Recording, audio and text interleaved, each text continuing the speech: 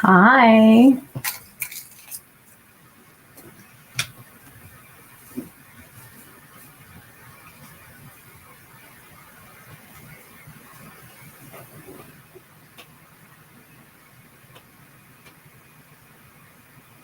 Hi guys, we are going live over on YouTube. I was running a few minutes late. Hope you could be that did not come out. Who's here?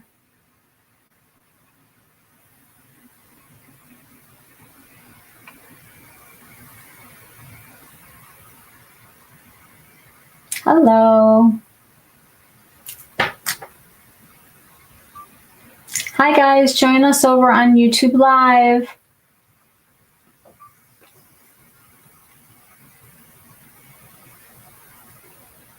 Oh my God, I just made like the craziest face on here. Say hello, tell me who's here. You know what? I'm not even going on Instagram. I don't care. Hi, Marianne. How are ya? How is everyone tonight? Happy Tuesday.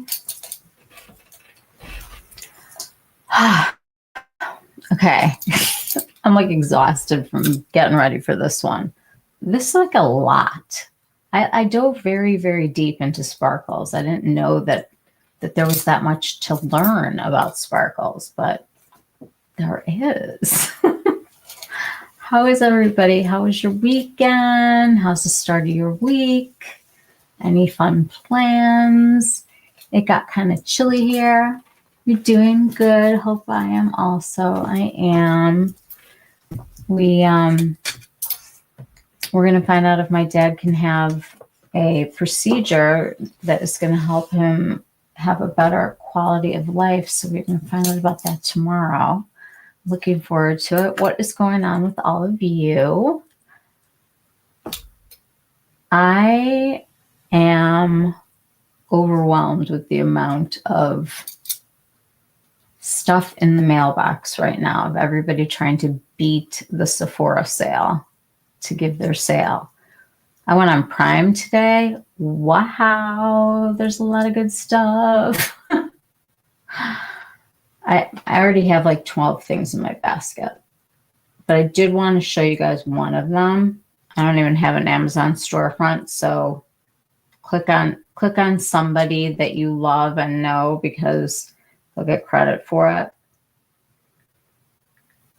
Let me grab my little basket. Oh, Grande Lash is 30% off for anybody who wears Grande.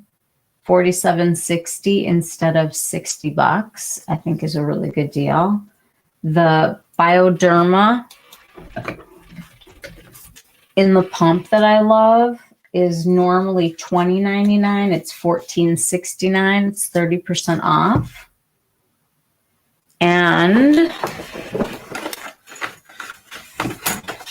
my very favorite face towels that I use all over the place are from Face Made. These are so much better than like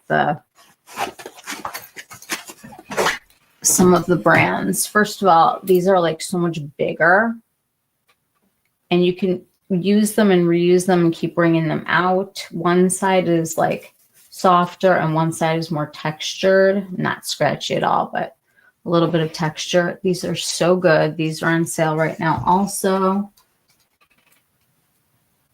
And the rest of it is all other stuff. Other stuff, you know, like as in not makeup. Did anybody go on shop on Amazon today? I always try not to shop on Amazon, but I don't know. I feel like sometimes I think that they're like sucking all of the life out of the little guy. All right, who else is here tonight? say hello. I went today and took a look at the new Chanticleer and the new Guerlain, because that was all they had. Oh, I got something in my eye. And if you're warm toned, I think you're going to really like the Guerlain. The swatches were beautiful. I'm going to show them tonight. And the Chanticleer, it depends on what you're looking for. Wow, I've got something really in my eye, There we go. Okay. So tonight we're going to talk about sparkle and shine and shimmer. Carol, hi. Where are you right now? Chicago or Florida?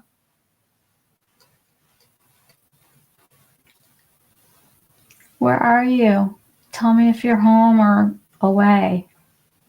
Well, they're both home, but closer to me or further away. You're in Chicago. For how long? All right. When this is over, we got to make a plan because I got to see you. Hi, guys. Say hello. Tell us where you are. Miriam, you don't know. You don't know where you are? I don't know where I am either. Yesterday it was 80. Today it was, what, in the 50s? I don't even know. It was chilly. I'm still in the short sleeves, though. Like, I have a jacket that I was wearing, but, oh, wow. Okay. It's like I have an eyelash or something. I have to go in the bathroom for a second, guys.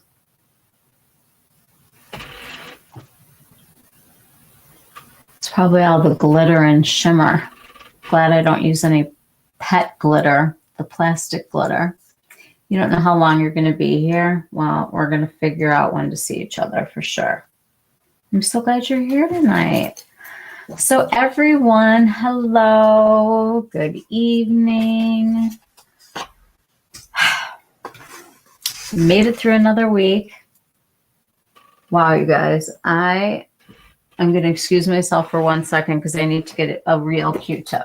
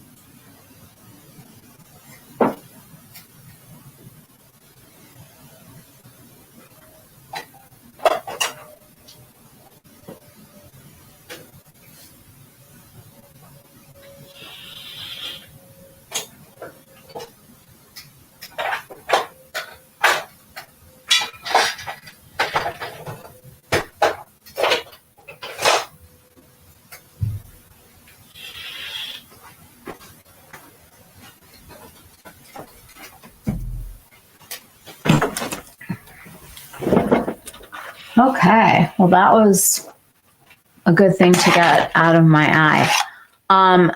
There are lots of things like this that you can find on Amazon Prime that you can use. This one has like tourmaline. I think this is from Nurse Jamie, but they make tons of them. And if you just want to like get things going and kind of help with some of the lymphatic drainage, these are amazing. I love how cooling this is, like under the eye, doing it very, very gently and just letting the tool do it for you. This is a great one. We've also talked about that skin gym one that I don't know where it is right now, but I'll show it to you on Amazon. Again, I don't have an Amazon storefront, so use somebody's code to stop in. Hi, Molly, you're on the phone planning your weekend, but have me on. Molly, can I say anything on here? Can I say what you're planning? Hi, Maria. You're a little while asleep getting shorn today. Oh, you got to film it. We have to see. For those of you guys who don't know, Maria lives down in New Zealand, and she's on a beautiful piece of land that just is majestic and amazing. And her sheep are getting shorn today. So we're going to get to see that. That's so fun. Love it. And she has the best channel. You guys have to check her out. Haha, sure. Okay, so Molly's oldest son, she has 2 boys, is getting engaged this weekend. And they are planning the engagement party. There's a whole elaborate thing that we'll talk about after it happens, because I don't want, the rumor mill to start, Molly. But she's planning a party for them. So that is like super exciting and fun. It is so weird to think about your babies getting married. It's like you think, oh, someday it'll be their wedding, but then it happens. And then like Carol here, I've known her Carol and I met in like the late 80s, and I watched her kids grow up, and now her kids are growing up. It's nuts. I don't know how this stuff happens. Anyway, so we were talking about a certain palette the other day.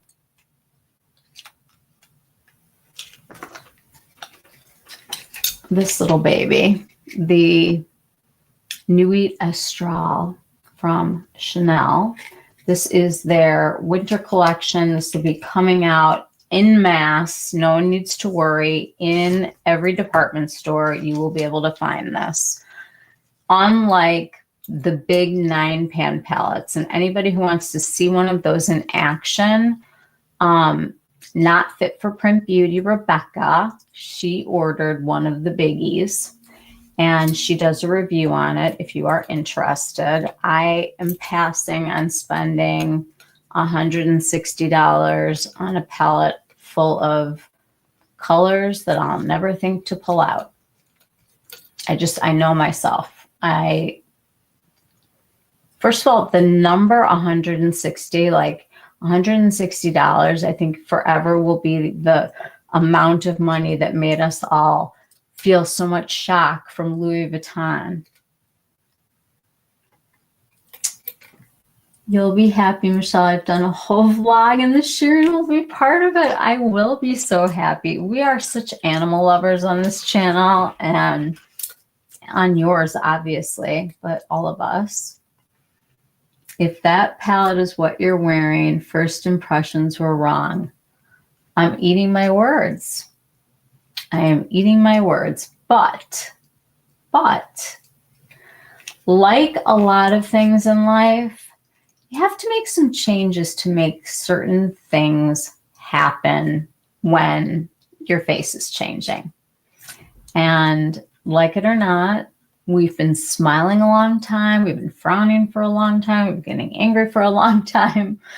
And our faces show all of the things that we did.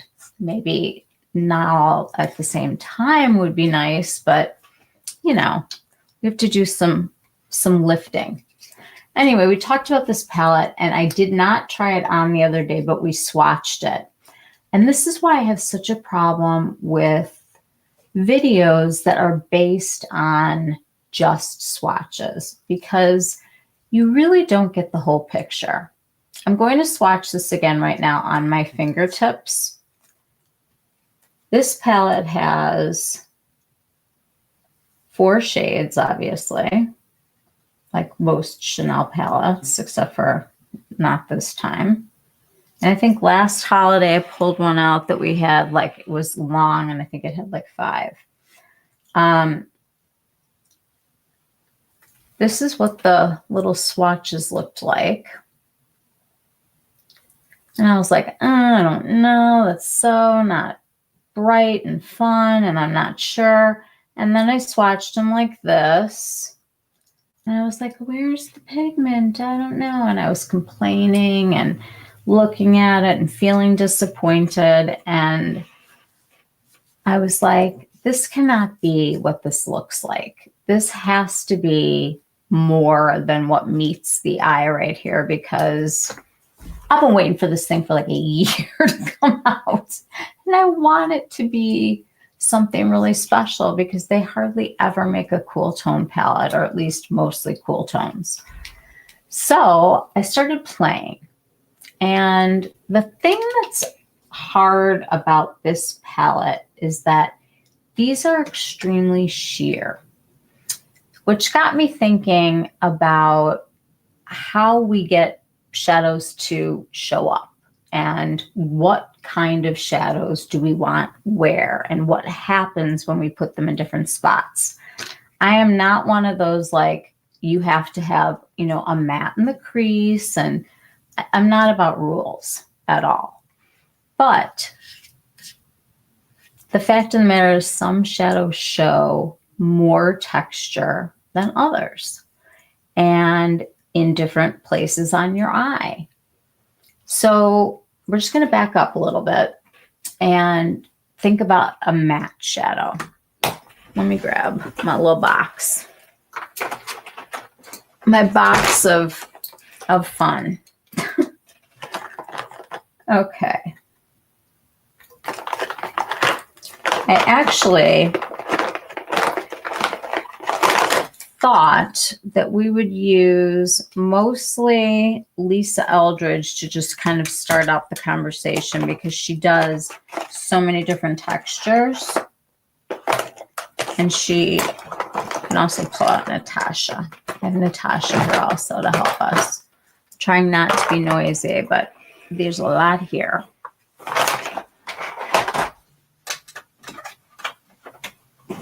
Oy. Okay.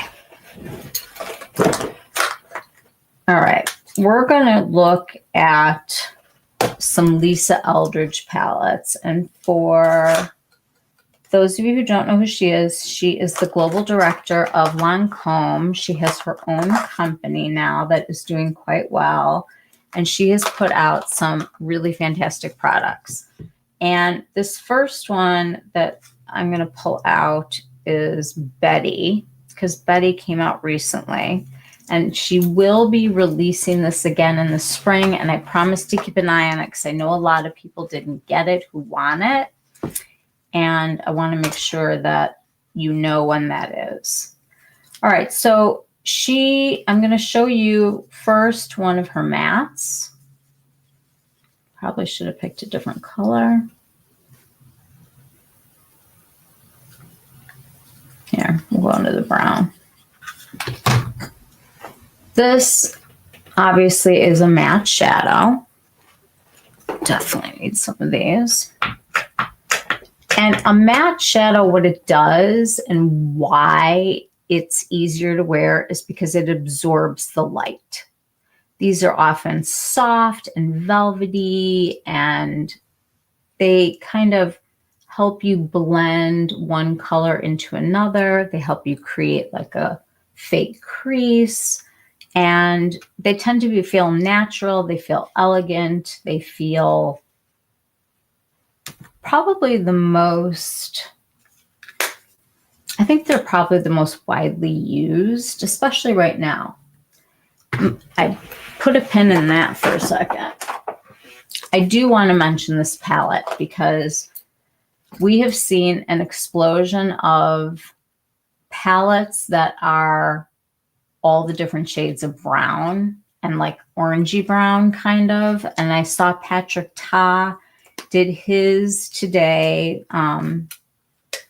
He took that large thing that he did last year with the mattes and broke it down into a light, a medium, and a deep mattes, but I wanted to pull out an OG favorite of mine. This is from Esum. And the packaging, first of all, is pro level and really cool. So the palettes look like this. And then on the back, this slides off. The palette then slides and clicks into here so that you can hold on to it.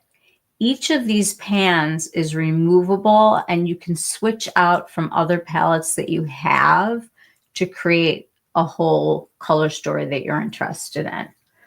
But the reason I wanted to show this to you guys is because a lot of us look for mattes that are in neutral colors.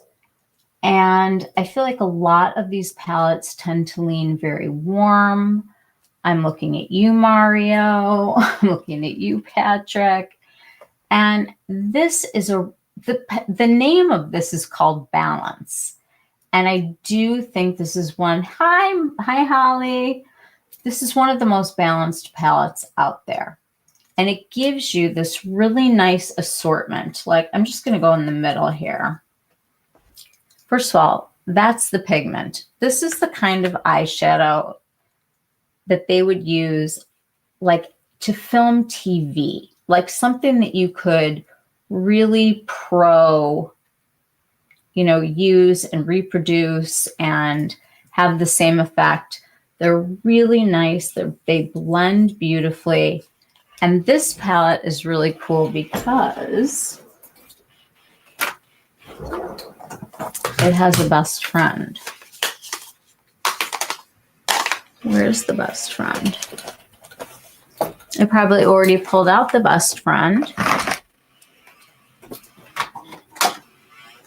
And the best friend of this palette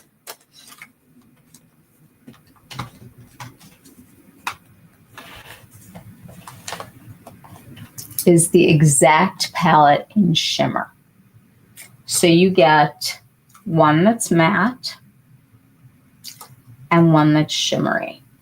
And I noticed on their website that if you buy these together, they are on sale right now. I don't make any money off of Esum. I did not get either of these two palettes for free. These were both paid for by me with my own money. I do think it's a really cool brand. They are always at the makeup show.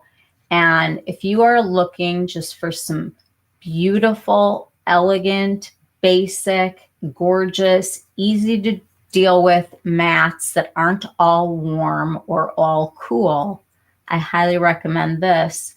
If you like to jazz things up, you will really appreciate this. Like, here is kind of the purpley colors in here. They're just really beautiful, and you get 15 shades that you can move around. And I just think that this whole way of putting the palettes into these things that you can lock, did that the wrong way, is so nice. And for travel and storage, they're really great. And I just feel like everybody needs a solid set of mattes, and not everybody wants them to be super, super warm. Felice, not from So Sunny, Florida. Oh, from Not So Sunny, Florida. Uh-oh. Not nice out? Yikes. I know my sister was there last week. Gorgeous palettes, so versatile. These are wonderful. They really and truly are. I think they're super underrated. I'm going to spotlight these because I just think that they're elevated and they're on sale. So that was a plus. Felice, at least you made it. I'm glad that you did. Okay, back to the video that came from me hating on the Chanel eyeshadow. There was a time when I would have put my entire body into a sparkle if I could. And I'm sure we can all relate to that. Sparkles apparently are something that we're attracted to, like in our like soul, in our minds, our brains are wired to be attracted to that because it's supposed to show signs of life, which I thought was kind of neat. But the mattes are the ones that really absorb the light, right? That's what we were talking about. Then we go into a satin. Now satins, I'm seeing a lot more brands are putting satin shades in instead of mattes. And I get it. They are, here, let's see. This is let's use Natasha. She's much more straightforward. So, okay, here's one of her mattes. Just a creamy, very easygoing. Then we have a satin, which is like a step up. So you're going to get a slight amount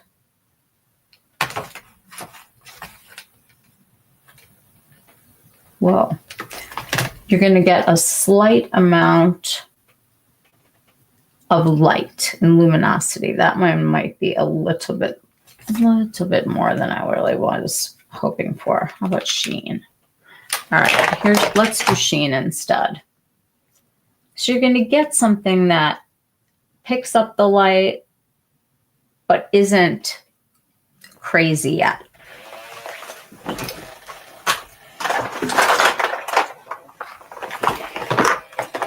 Let's look at the Sukus.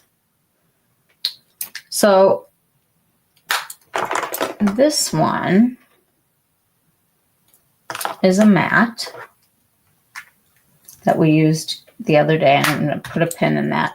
Here's one of their satins.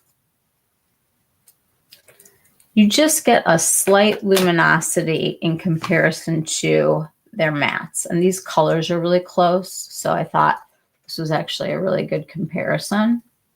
I'm doing my middle finger, so I'm trying not to give you guys the finger here. But you can see in the pan how one is kind of picking up light and the other one is just kind of stopping the light. Both beautiful, both in the same color family. Love these together, but they're different textures. And that's what starts to get very interesting as we get older, because we have more texture than we did before. So satins are lighter. They kind of diffuse the light a little bit. They kind of soften things. They're silky. They're creamy. They're almost blurring, some of them, the way that they go on. And their formulas tend to be like kind of a dimethicone kind of talc, or the fake talc. This kind of a shade is for subtle luminosity. It's not going to give you like a huge amount of like sparkle, shine, all of that. It's like one step up from matte. So then we kind of go into like a metallic, and the metallics don't have to be crazy. I pulled this one from Chanel. This is Jade Facette number 222. This is a metallic. And you can see more than a matte, more than a satin, we're kind of getting into some pretty light picking up kind of territory. But it lays flat.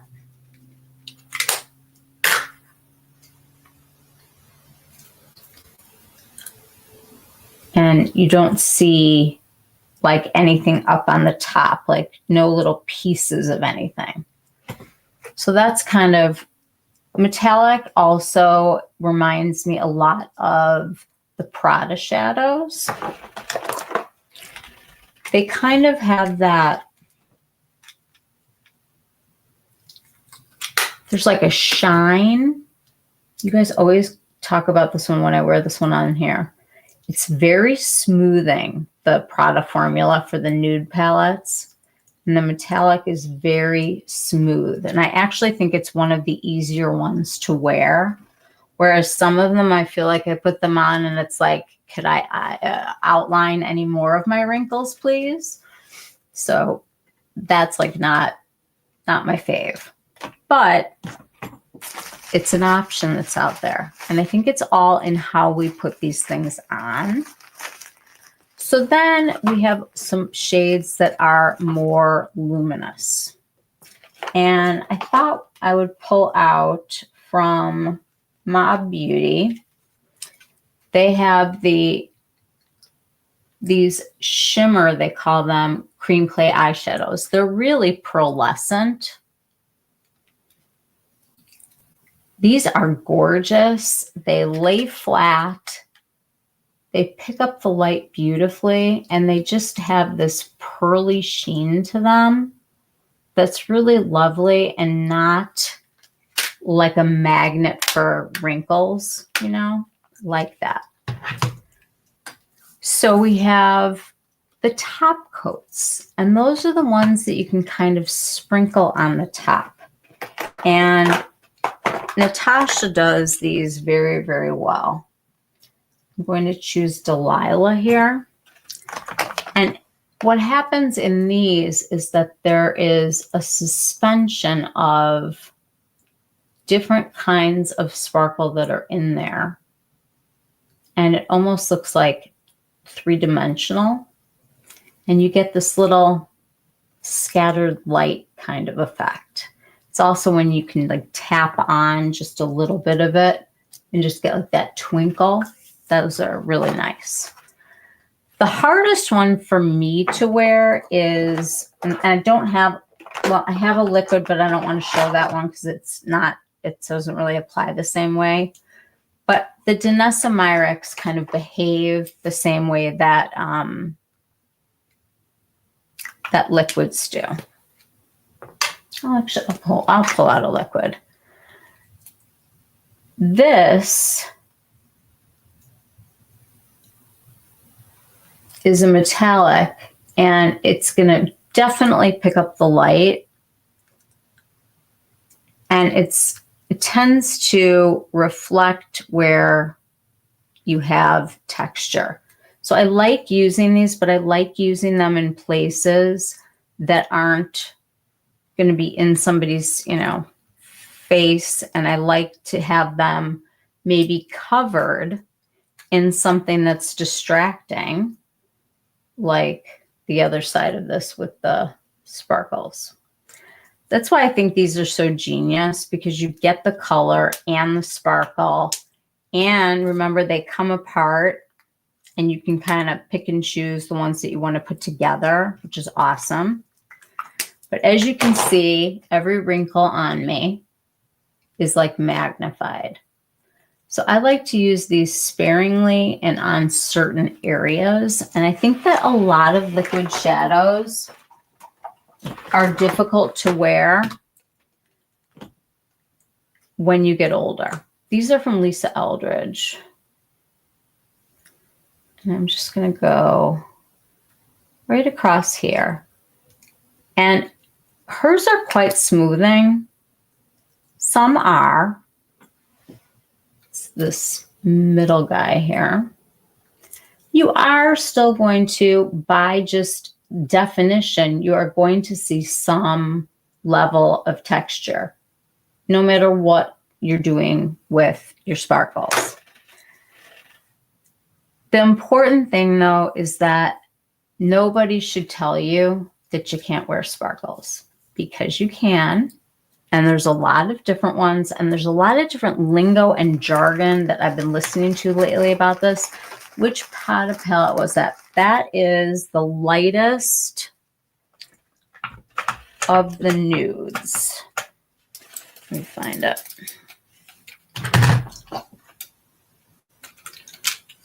This is number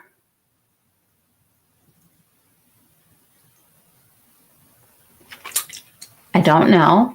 I don't know which one this is. This is the lightest of the nudes that came out. There's a really deep one, and there's a medium one, and this is the lightest. Was it called Peony? Anybody? Molly, can you look like on Sephora or something and just see which number this is? I don't know why it doesn't have it on here. It probably does, and it probably just can't see it. These are a really unique formula because it's a metallic that you can also wear. Looks like peony. It is peony. Definitely peony. Thank you. Okay. Highly recommend these because I feel like they don't show a ton of texture. Another really good metallic that I think works on eyes in a different way, in like a very blurring way, is this Hourglass palette. This is the Curator palette, the Expressionist. And this one is 4 metallic. So this is like not a standalone palette for me, but they had the other palettes that they came out with that had like all the mattes. And then they say that their scattered light shadows would be like what they would suggest for sparkle. So I just want to show you guys these because these are very mellow metallics and they're wearable. Very wearable. And this is one that'll be on sale during VIB that I would consider picking up. If you like these kind of shadows that aren't sparkly, but they definitely attract the light, but they're also smooth. And if you put, let's say, a base underneath here to kind of even out the texture, these are going to be just gorgeous on you and easy to wear and smoothing. It's going to give like a really smoothing kind of an effect. Lisa Eldridge's are like that also. She's got some metallics that are really easy to wear.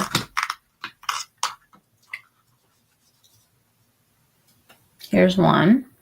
It's got like a sparkle in it. I'm going to have to clean off my hand and start again, but you're always going to see something. There's no way around. Well, there's a couple ways. There's a couple ways around. There are ways of strategically putting the different kinds of formulas on different parts of your eye or of your face that make it work.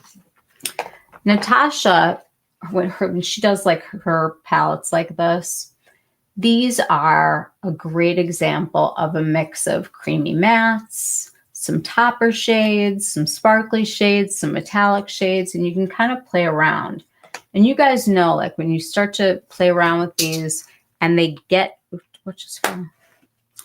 then they get into certain colors and you'll put it on, you'll be like, oh, that looks, I don't like that. It's probably because that area is not smooth. And so what I started learning about all of these glitters and shimmers and stuff is that they're not all created equally. Literally, they're not all created equally. I do want to give Pat McGrath her props here tonight. I managed to take out a mothership for this. She gave us, this is Divine Rose. I know most of you guys have this, so it's a good palette to show. If you have any Pat palettes, this is probably one that you have. I don't mean that most of us have it. She has her crazy spectacular shades that are like nuts, so incredibly sparkly and special, and you all know what I'm talking about. But she also has regular shimmers and mattes. And she even has some duochromes where when they the metallics catch. There's different metals in there with different colored coated pigments. And depending on which way you move, they move with you. Of course, we have a gold. It's Pat. Her holiday palettes don't have the special shades in them. They are shimmers. Very, very, very shimmery shimmers. But they're not her special shades. Hourglass is at Ulta 2 and 20 off till tomorrow. I heard through the grapevine that there might be a brand that everybody could think of if they say they're AB that may or may not be coming out as 20 off on their website. So check it out. But you didn't hear it from me. No idea. Don't know anything. That's a really good point though, Molly. The other one I wanted to show you from Mob Beauty are their sparkle bombs, because a lot of people are interested in this bio glitter. This is glitter that actually is made from plants and completely goes back into the earth. That's a pretty incredible shine you got here. The person who does the formulating is one of the original formulators from MAC.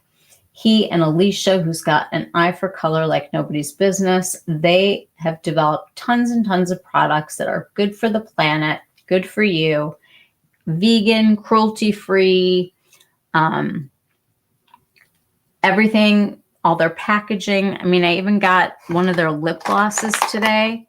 Comes in these packs that are completely put them back into the ground, into the earth. Obviously, in here, you have a really nice doe foot. And I have to say, very cushiony, very delightful. Their formulas are always spot on, but you have to get past the fact that the packaging is not going to be wowing anybody unless you're dating an environmentalist. And then they're going to love you. Felice, today only. All right. The other thing I wanted to tell you guys is Sisley, which I'm going to show you guys later. Their 20 off ends tonight. They won't have another one until the spring. It does say 20 off every brand, Heather said. Heather, we haven't seen it in a long time.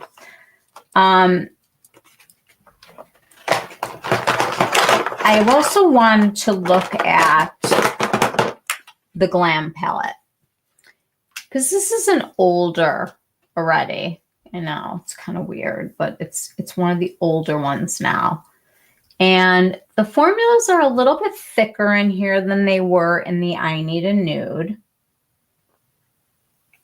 And her shimmers are very shimmery, but they were also super creamy, and they still are. They're smooth, and that matters. The way that the glitter sits, I'm not going to call it glitter because we're going to talk about all of the different things that make things sparkle and what it all means. Because I was like, I would listen to Patrick Ta, and he would say, you know, my formula is 100% pearl. Excuse me, in my head, I'm like, okay, so like it's ground up pearls. I mean, I don't know. Like I'm a reading specialist. I definitely did not specialize in eyeshadows. I was like, if he says there's 100% pearl, I'm sure it's 100% pearl, whatever that means.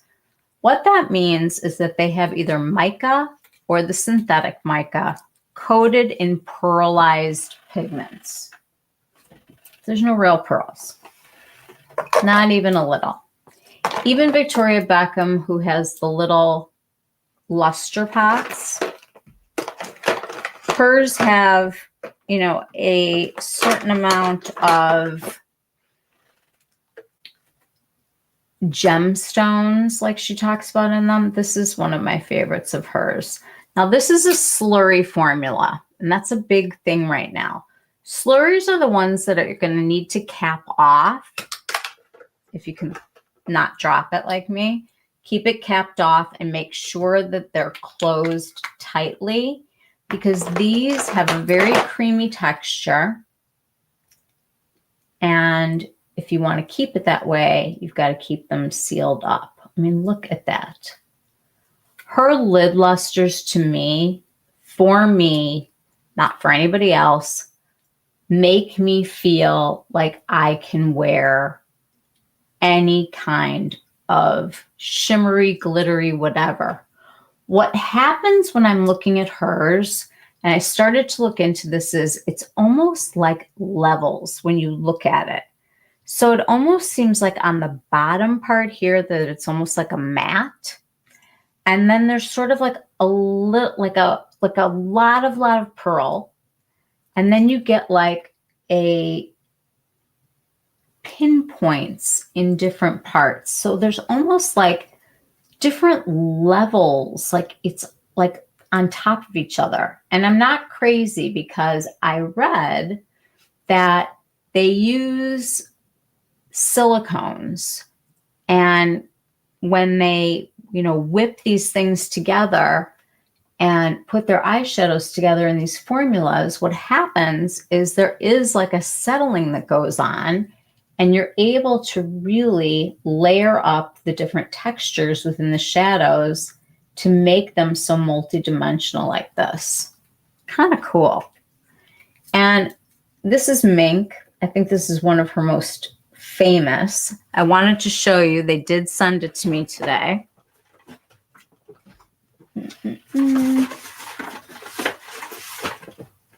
Hold on.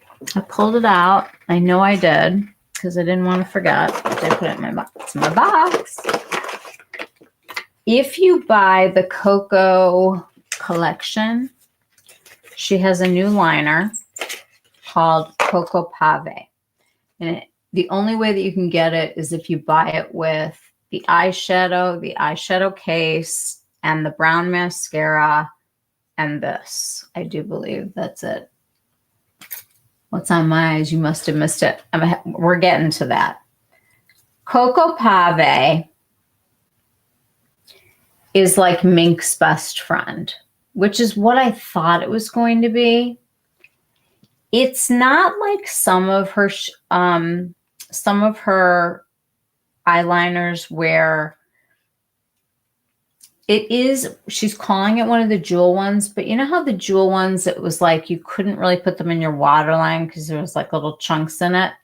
This is more like reflective than, I would say, sparkly. So again, all of these terms like that mean different things to different people, which is why all of this is really confusing, because you can call things whatever you want them to. For instance, we have lusters, we have luminous, we have satin, we have metallic, we have seamless matte. And then let's go to Natasha. She's got her creamy mattes, her toppers. It's like everybody has their own vocabulary when it comes to like all these sparkles. It's no wonder that it's a little bit confusing for all of us when we're looking at all of these formulas online and we don't know what we're getting. And especially for the holidays, it's kind of like we know that there are certain things that will sell out very, very quickly when they go on sale. And so you kind of want to be ready to read through the different descriptions and have an idea as to what it is that they're selling us. I hate that you can only get a certain shade of liner in a set. She did that with the silver shade last year too. I know, I don't make the rules. It stinks, but believe me, if you want a sparkly liner, I wanted to pull these out anyway. They are 20% off right now. And I seriously don't think that there are better sparkly liners than these. These are from Sicily. I have the black.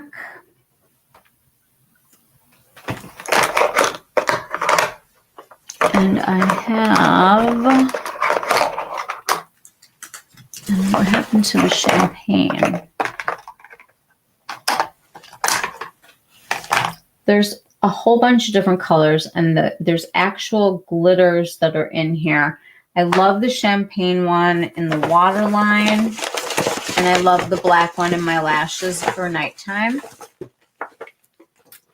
I did pick this up today, and I wanted to show it to you guys. This is the Ombre Eclat Liquid in number 8. Stardust. First of all, Sicily has the doe foot. But there was something about this color. I went there to go and look at the Chantecaille. The Chantecaille is much less cool than this, and only the deep color had truly twinkly sparkles in it. The other two shades were definitely more metallic. This shade, there was something special about this one. I had to grab it. It's a taupey, plummy brown color that could be like the one and done of my dreams.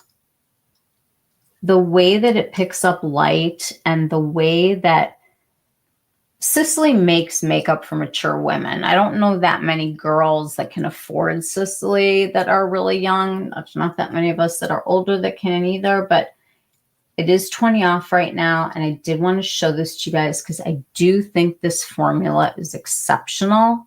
And I think that it really confuses people with that layering kind of thing that we talked about, where it's almost like you have a matte with sparkles on top of it in different particle sizes that land in different places and gives you like a 3D effect. And I think it's just an absolutely phenomenal formula. And I know that Felice has all of these. Felice, what are your favorite shades? Do you have any? Can you think of anything? I know you're not home right now.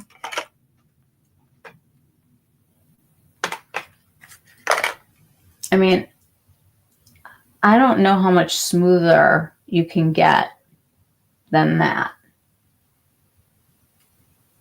It really is amazing. Okay. Did that.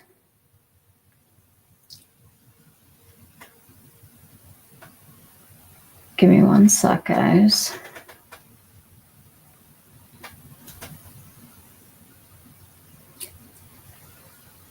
Okay, so we have the mattes that absorb the light. We have the satins that diffuse the light. We have the shimmers that kind of bounce things around.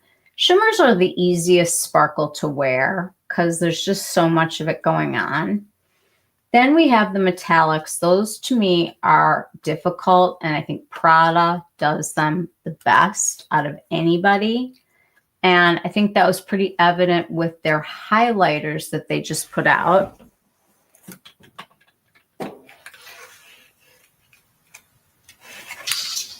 These are metallic. And they were very good, it's on this finger, very good about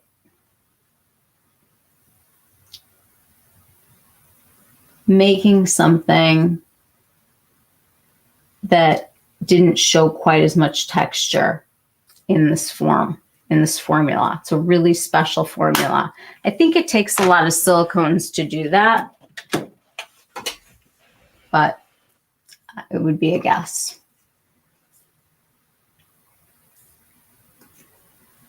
Oh, Felice, you're recommending all of them. I have to take this lip gloss off because it's bunching. And you know how like when it does that and you just sort of like, ugh.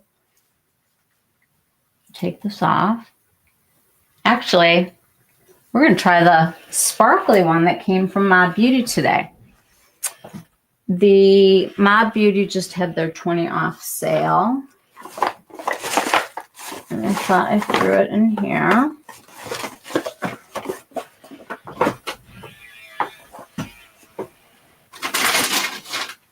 What did I do? Okay, guys, give me one sec. Here it is. Okay, so I stocked up on my favorite liner, which you guys know is my M159. To me, it's the best cool tone nude in the world, in the universe. I can never be without it. Like I start to have like 5 of them that look like this and I get panicky.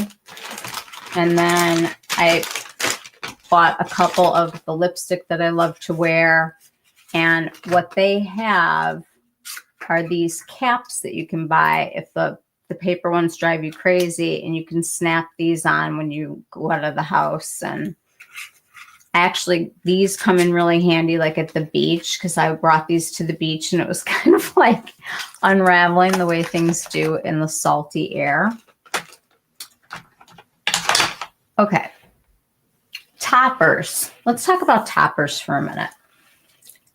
I would say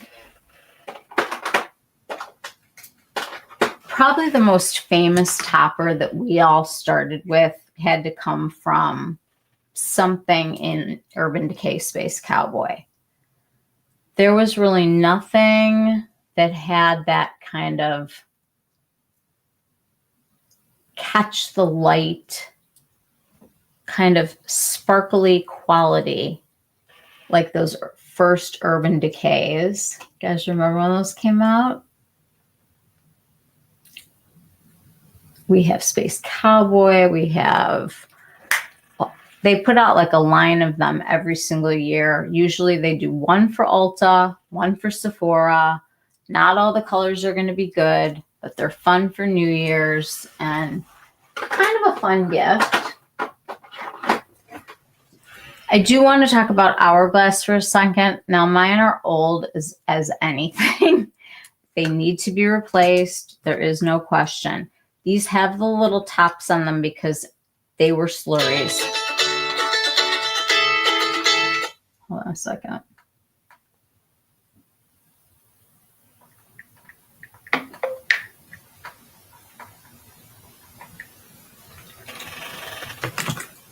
So these behave a lot like the Victoria Beckham, only thinner. It's not as easy to find these, but I know a lot of people right now are very into green. I'm actually going to rehydrate these. I read about how you can do that. I want to see if it works. But I know a lot of people are going gaga over having a green in the Mario palette. And if you don't want to just get a green for the Mario palette, this is a really nice one that'll last you about 10 years. So you can see they're like super deflated. But supposedly I can put a mixing medium into here and rehydrate them. So more on that, my experiments, and hopefully not doing terrible things to my eyes. There are some brands that are doing it so well right now with mixing up all of these different textures for us. And YSL, I have to say, has like stolen my heart over the past couple of years. I don't know what happened over there, but somebody looked at somebody else and said, we need to rebrand and we need to do a complete overhaul of this brand. It used to be this young, sexy girl. You know, they would always say that a YSL girl wants to be noticed while an Armani woman wants to be remembered. And I was like, that is so something that I just don't agree with, but I get it. That's who the marketing was for. But whoever came up with the idea to reformulate and to come up with a talc-free, you're going to see this ingredient that says, I'm going to have to look up the word, but it's like flablalala, and it's a synthetic mica. When you have these shadows like this, these ones that are like really, really twinkly little toppers, you're going to see a certain ingredient that we're going to talk about. Then they also have their very shimmery colors, so maybe even metallic, as well as really buttery mattes. And you can see the way the light's just finishing here. It's catching on this one, and it's reflecting on that. So you have to decide when you're putting on your makeup, do you want it to kind of confuse people? Do you want to flatten it out? Do you want to bring it forward or backward? Because light things go forward and the dark things come backward. So in all of this, you get a really nice quad where you don't have to do a whole lot of thinking, and they've done all the textures for you. You just have to figure out where to put them. My hair is so pretty. What do you ask your stylist to do? Oh, that's a whole video. She does. I honestly just feel very lucky just to sit down in her chair. But when I go to sleep at night and I wake up, I still use hot rollers, gotta tell you. And I still like my Dyson, even though I don't think it holds a great curl. But this is basically just rollers and, curling irons, all in the same direction, wrapped around away from my face. That's so nice of you to say. Thank you.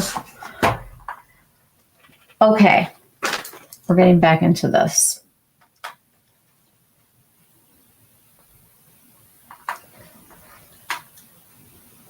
I think the reason why I was hating on the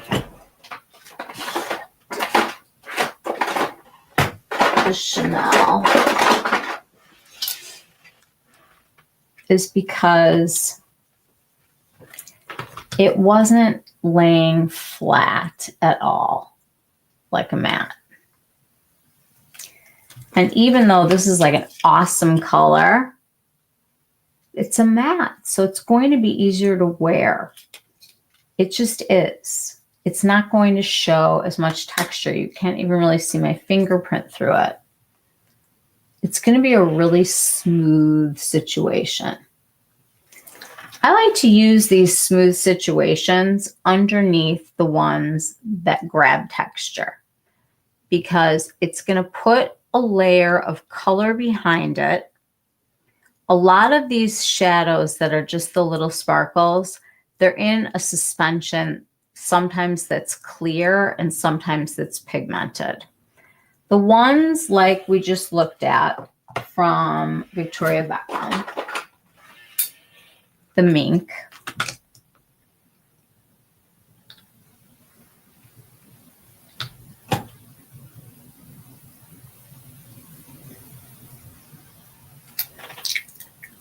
are kind of a hybrid. And that is why I feel like they work so well. These slurry formulas, and slurry just means that they're kind of wetter in the pan, lots of silicones. It's going to have a lot of creaminess when you feel it. And a lot of times people say it's like a cream to powder feel, because it kind of feels wet in the pan and then it dries on you. But there are some glitters and shimmers that are more on the dry side. Enter our good buddy, the glitter puck. This could be twinkly or major, depending on how you're going to lay it down. And what I found is that it's not just how you lay them down, it's what you're using to lay them down with and where you're putting them. There's like all these different layers to it. The liquid metallics like this, if you can find the ones that have the different size sparkles and also a good amount of behind it pigment like this one did, you're going to come up with something that's going to be smoothing on the lids. And since Cicely formulates for not super, super young women in mind, these formulas tend to be mature eye friendly. And you're going to get the glow, you're going to get the glimmer, you're going to get the shimmer, and you're not going to have as much texture involved here. But it's not like they're the only game in town. There's a lot of games in town.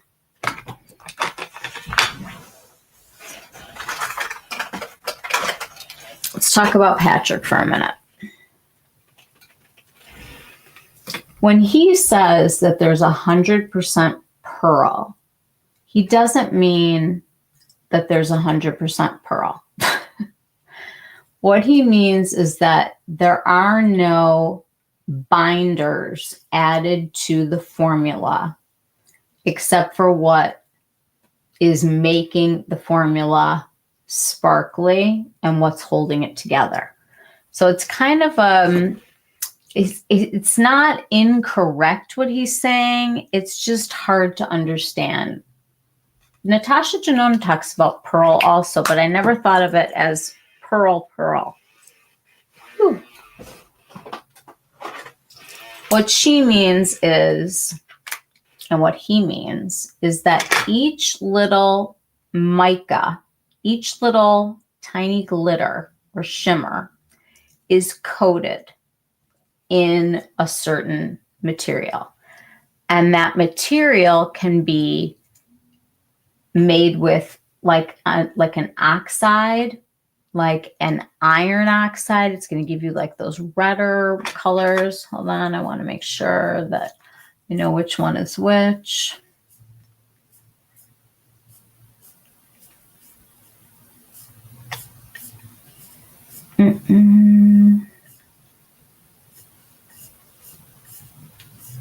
There's so much here. It's just the amount of stuff that like I uncovered about sparkles that I didn't even know.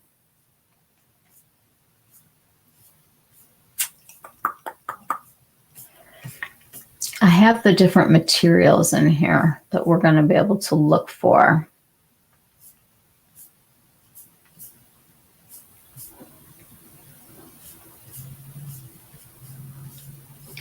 Okay, here we go.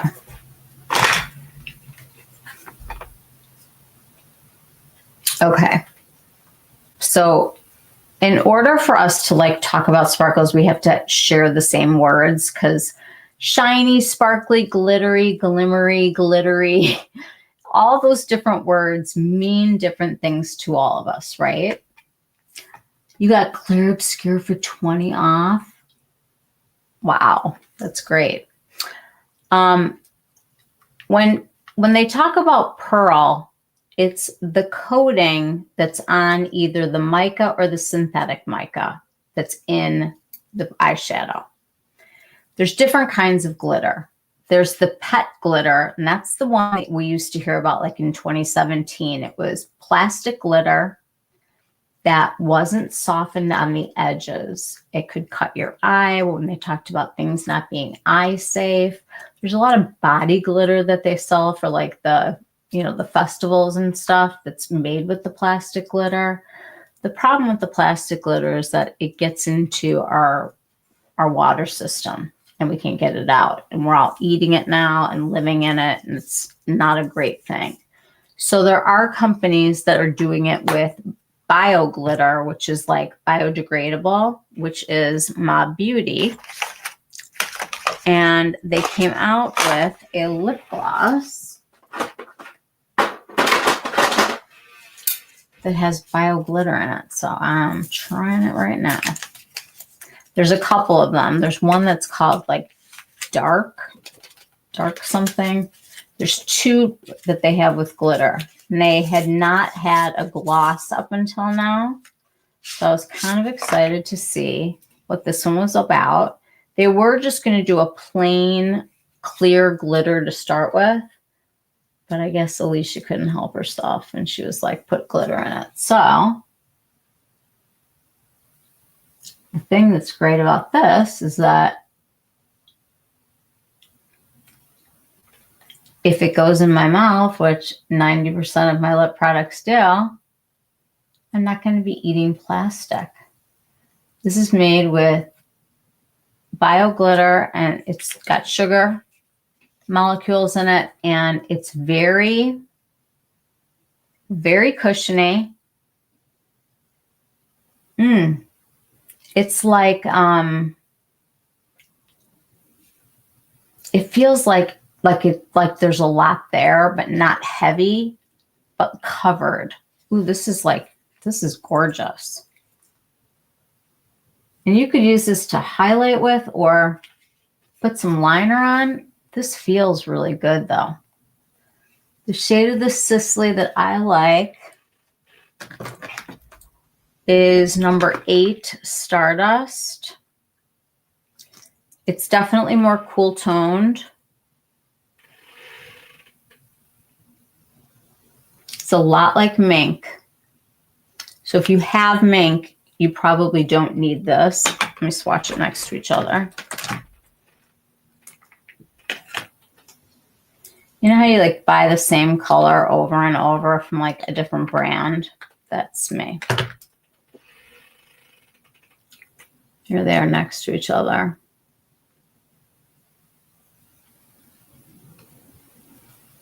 I mean, they look great together.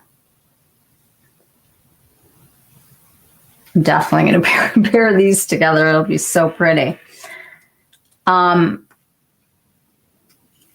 So each one of the little sparkles in here is what he's referring to as pearls.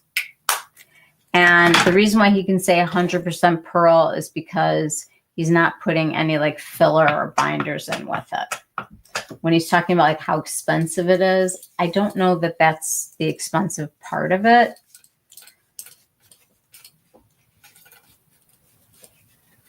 But yeah, that's what he's saying right now. Okay. I want to talk about what they use that you guys can look for. There's a lot of times what happens is you get online and you're looking at a formula or a color actually, and something attracts you and you're like, ooh, what's that? There are ways to figure out what kind of sparkle you're going to be getting yourself into so you can decide if it is something that works for you.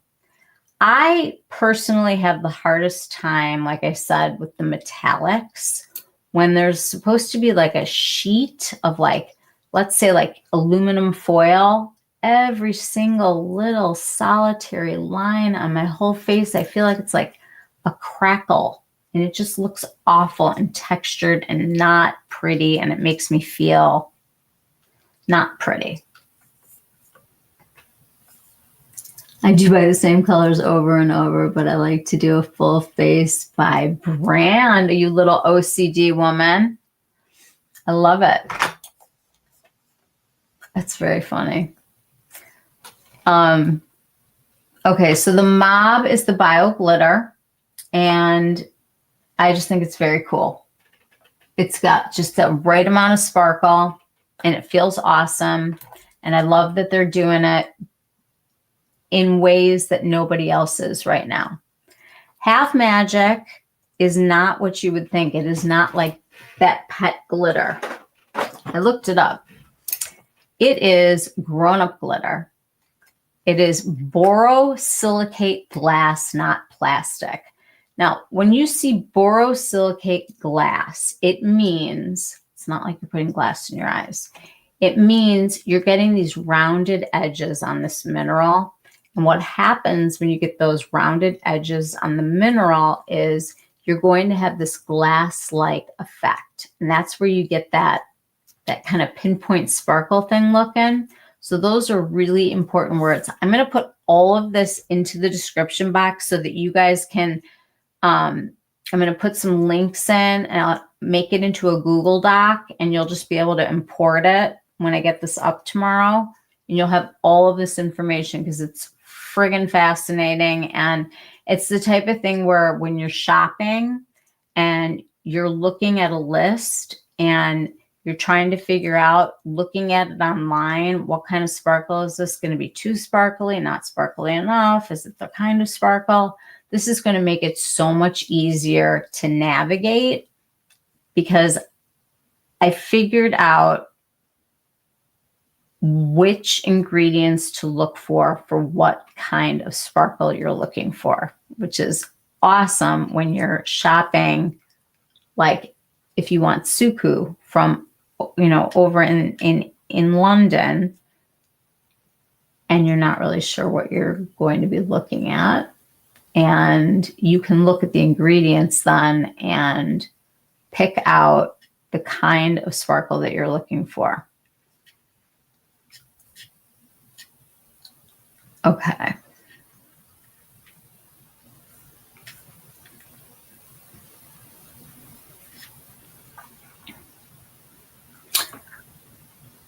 I think what I want to do right now is talk a little bit about what didn't work yesterday. Or not yesterday. When were we together? Last week. Whatever. Thursday? I can't remember.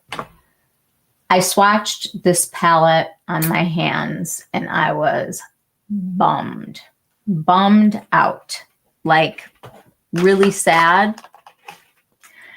You know how you've been waiting for something for a really long time and it just doesn't happen for you? In case you guys don't remember what Chanel used to look like before, I want to take out Tissé Rivoli for a minute because she's my girl. I love her. I can take her anywhere. I can wear her anywhere. She's never let me down. She's beautiful all the time. And I love her. I do. I'm truly going to freak out if they ever get rid of this. And the thing that's so nice about these palettes from Chanel, at least how it used to be, is that you could count on there being a beautiful selection of different shades and textures that would go together to tell a really beautiful color story with just absolutely stunning pigments that all behave normally and expected. You can expect a really smooth eye. You can expect to have a good gradient. You can expect to have those different finishes. And I don't know that I feel that way about those 9 pans. I mean, I love the Tissés. I know. They're all beautiful. The whole thing about these, and it's funny because I was reading it, these are called multi-effect quadra eyeshadows. Like if you really want to get down to it, this is not just a quad. What they were putting together was a quad of different textures, not just colors, but textures. And that is the thing that I think is so beautiful about eyeshadow palettes in general. Let me show you.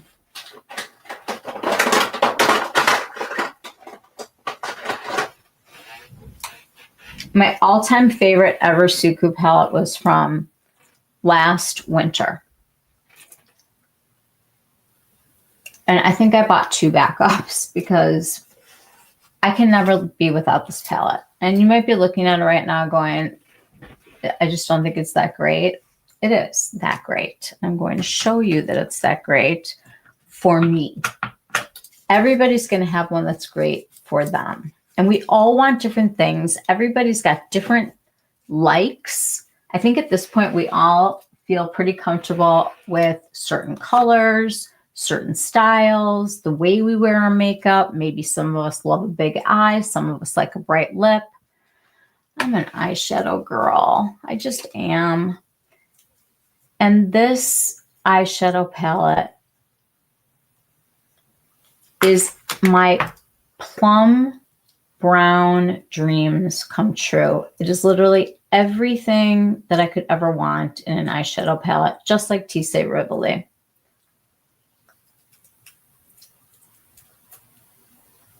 I mean, you just get all of it. You get the satins, you get the mattes, you get the toppers, you get all of these different things when you have these beautiful, beautiful quads like this. And because this is in another country, or you're looking at the YSL online and you're like, I wonder if that's like a topper. Is that like a duochrome? What do we think?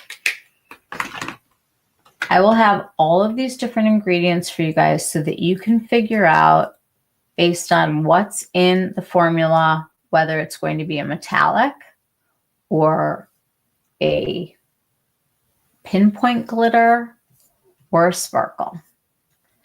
Let's go through it for a second. Okay. When you see something that is a soft shimmer, like a pearlized one, like those Mob Beauty ones, like Tissé Rivoli, like this,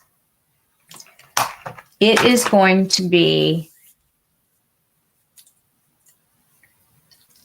like smooth and reflective. And then when you get those slurry ones like the Victoria Beckham, you're going to have the creamy suspension and the sparkle. And I like to call it the confusing sparkles because they really are. Like they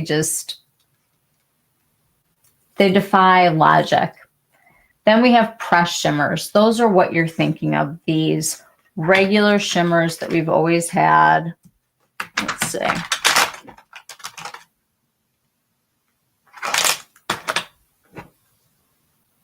This is a satin. Shimmery shades are usually very easy to wear. They have some shine,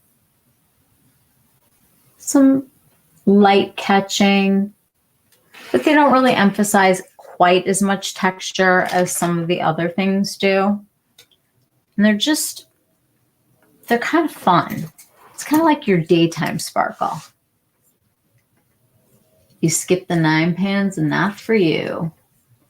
Me too, I passed the 9 pans would be great for a rave, but I'm not in my 20s anymore. I think if you were going to a rave, you probably wouldn't know what a Chanel bell was, or at least how you would pay for it, right? $160 is just quite a bit of money when you have to work that hard to find a color story, right? Like you have to work to figure out, I'm too tired half the time, or I'm not feeling quite inventive enough. At this point, when I get a 6 pan, I'm like, whoa, that's a lot. Don't throw so much at me. You know, like, whereas like before, if we didn't have like an 18 pan or a 15 pan, we were not going to be able to do the eye look all the way with the cut crease and, you know, all the things, but I never did those anyway.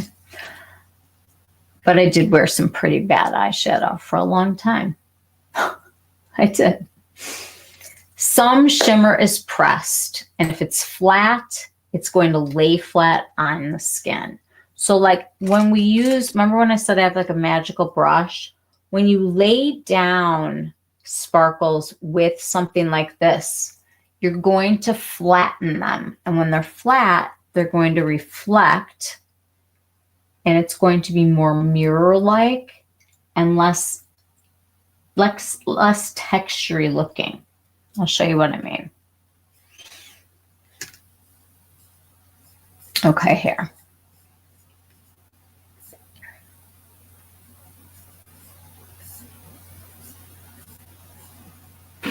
Okay.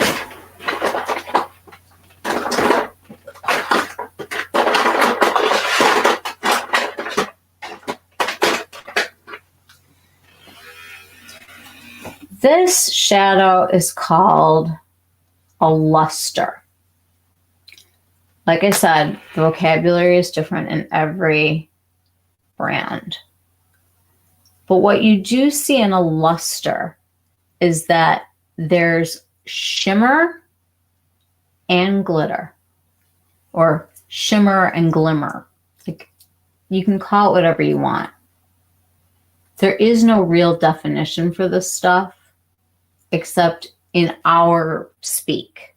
You know, if I say to you it's luminous but not sparkly, you guys know that it's like, you know, kind of brightening but not sparkle. If I say something's glittery, we all kind of take that as like a negative now, like, oh, that blush is just too glittery for me. You know, like people back away from the glitter.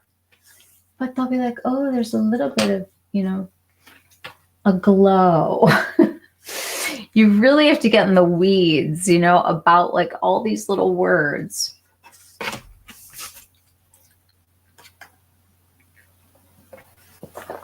Okay, different formulas. We have the pressed gelées, which are like just regular shimmers that you see all the time. They're not wet, they're not powdery, they're just somewhere in the middle. They use synthetic mica usually, which is called okay, I'm going to do it. Fluor flagabite.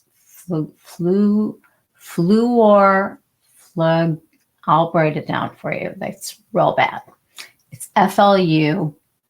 FLUORPH, so fluorf logo, pite.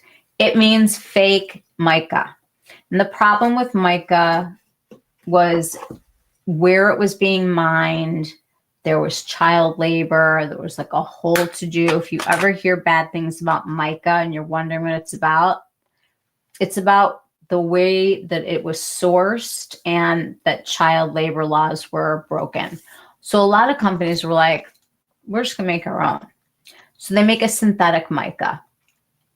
Mica is basically a mineral. And around these minerals, they use different things like what Patrick Ta was saying with the pearl. Or they put like different, let's just call them coatings on this mica.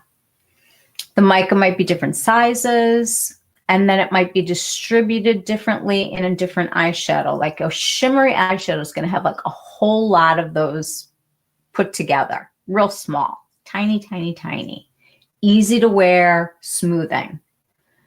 The ones that get difficult are the ones that are kind of wet and maybe like, I think like about Danessa Myricks, she's got those crystal chroma flakes that all these young girls were wearing, you know, with all the different shapes and sizes. If I did something like that, it would just, I don't think I'd be able to walk out the house. I just don't. It's just, the last thing that I want to do is make myself look older than I have to be. I can remember a time though when we were trying to look older so that we wouldn't get carded. So there you go. We have this synthetic mica that gets coated, and then we have the different sizes, and then we also have the different things that we put the mica covered in, the different things. These are suspended differently in different formulas. And that's the difference here. It's the size of the sparkle, it's what's around it, it's the color that you're using, and it's where you're putting it.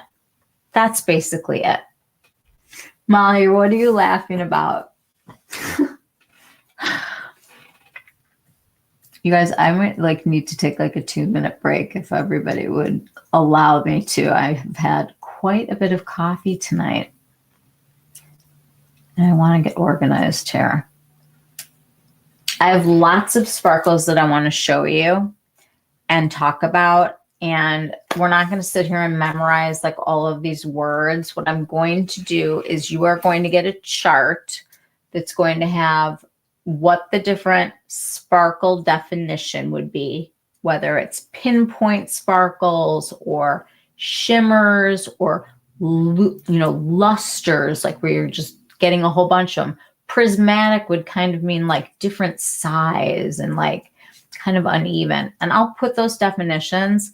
And then what I'm going to do is I'm going to write down the ingredients that you look for in the formula that tell you what the sparkle is going to look like. We're going to match those up. And I will have that for you to click into in the next day or so, because there's a ridiculous amount of information here that I've gone through, and it's a lot.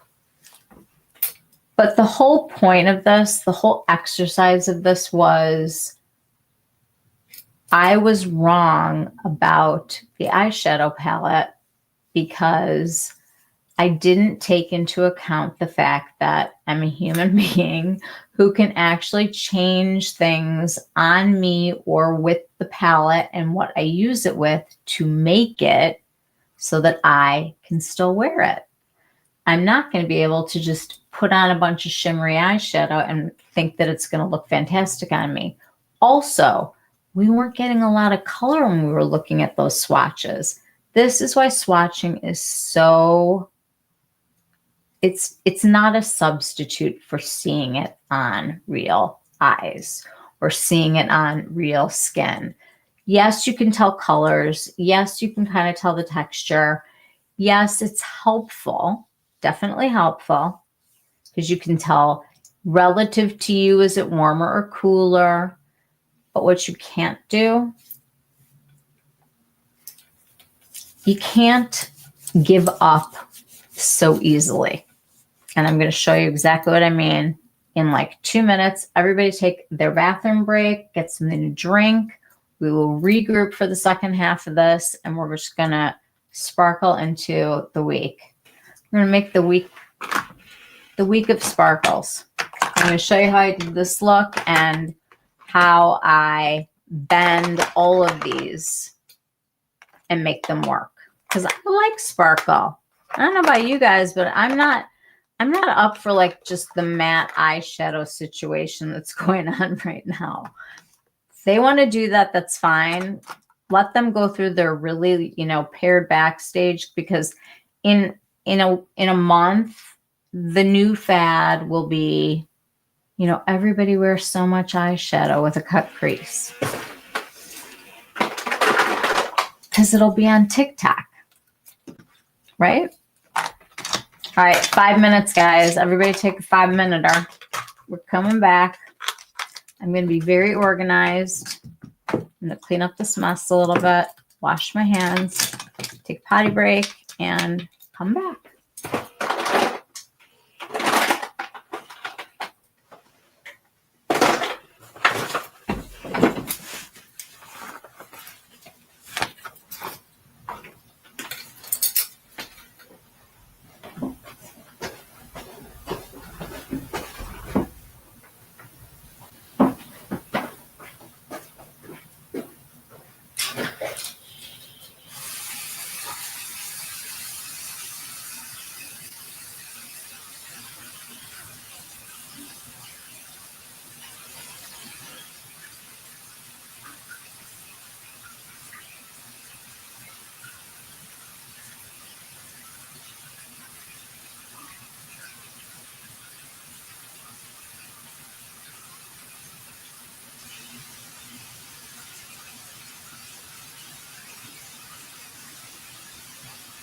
Where's the list of ingredients that know each different kind of sparkle? You can see that.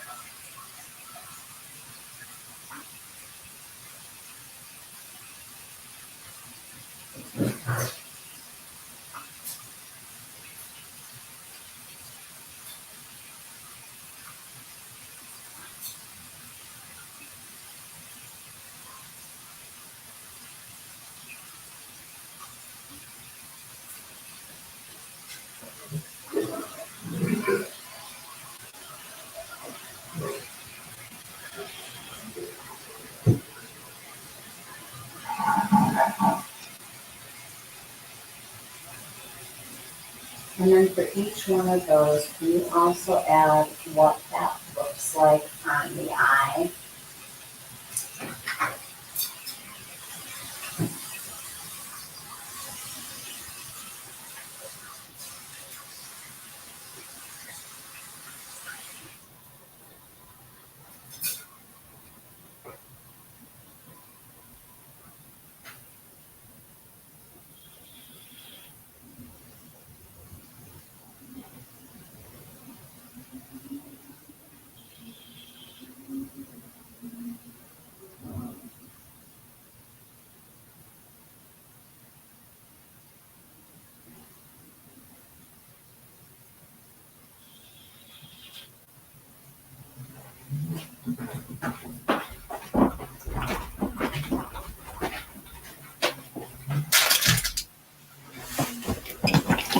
Hello. Oh, I am much better now. That was getting there. I know that the Sephora sale's coming because I need more of those. Okay. I like the sparkle. You can't really, you know how like sometimes you can feel the sparkle? You can't really feel it with this. I like it. I definitely would like it better with a liner.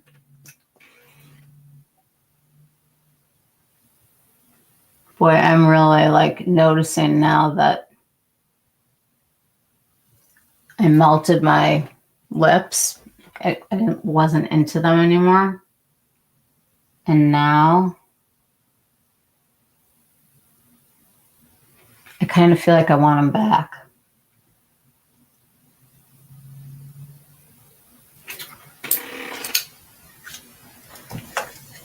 It's like, you know, I don't know. I decide like something new like every day. I'm like, okay, if Kris Jenner can look like that, it's crazy. All right. So let's talk about the way that we like things to look on the eye. The first one is the soft glow, the sheen. Some people like to call it the wet look. The best way to do that is to put the sparkle like in the center of a matte eye, or put a metallic in the center so that when the light catches it, it almost looks wet. Those are going to be mica, or that fluor phlegop. God, this word is just going to kill me. Fluorph logopite. Fluorph logopite. I don't know. It's a big word that just means mica that is man-made. And that's when it looks like hydrated skin, like when you want like that glow, even on a highlighter, you know, it's that glow that we want. Then we have radiant shimmer.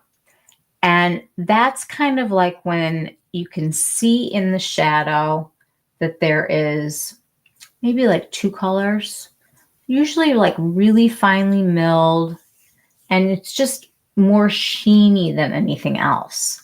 Those are mica coated in some kind of an oxide. You're going to see a lot of different oxides on these, and it just makes the different colors. You know how sometimes when you see the sparkle, it's fuchsia or blue or purple or whatever. That's the mica covered in a substance that makes it that color. I bought the Chanel Astral Quad. I hate the top row, second shade. It's glittery and looks green yellow on me, not blue. I love the 2 ND bottom shade. Used it with the matte brown from last year's spring.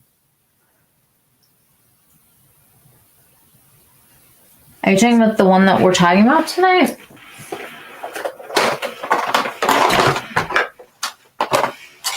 The blue purple.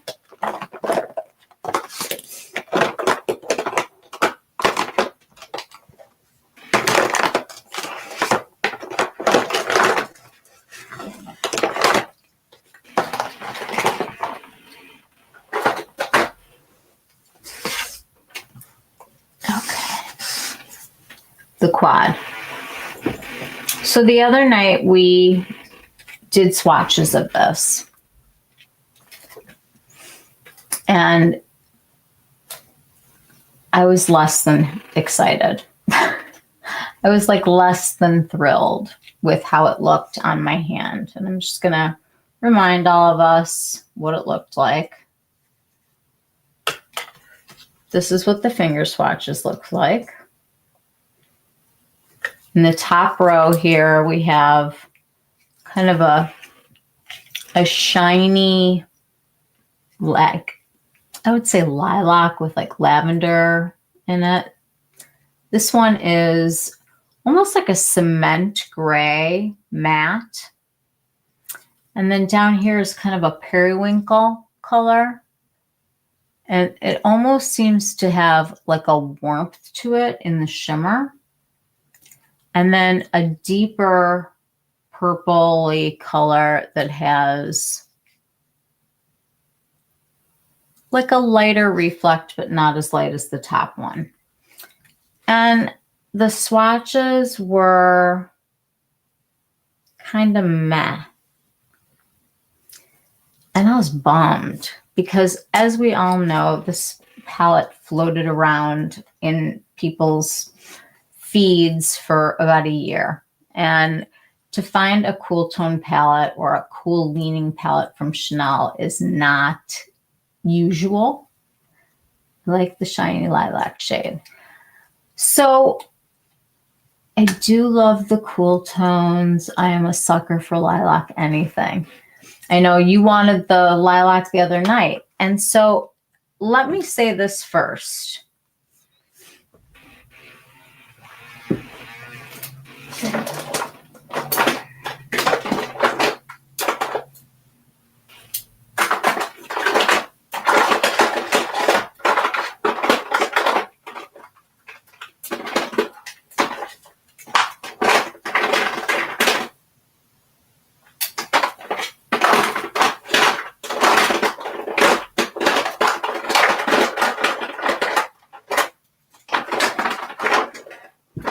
Okay. A palette like this, I am not sure that it's meant to stand alone. Yes, every palette should be able to stand by itself, and maybe that's a requirement, but it just doesn't always work that way. Sometimes you need a helper shade. Sometimes you need something behind something else to make something else stand out. And the fact that we are, as Molly put it, suckers for lilac anything, because we are. If you guys haven't noticed lately how much purple and lilac people have been fed, it's one of the hardest colors to formulate. It's why you don't see a lot of matte purples, because they can't make the pigment without it being patchy. So you get a lot of them that are mixed with the mica and the different pearl to make them look more alive and use less pigment load by adding more filler, which comes out as the sparkly. Okay, well, if you want the colors to be a certain way, you have to layer them. Got to put all the sparkles to use on something. Absolutely. And it's the time of year, right? I mean, if you cannot sparkle during the holiday season, you really just can't sparkle at all.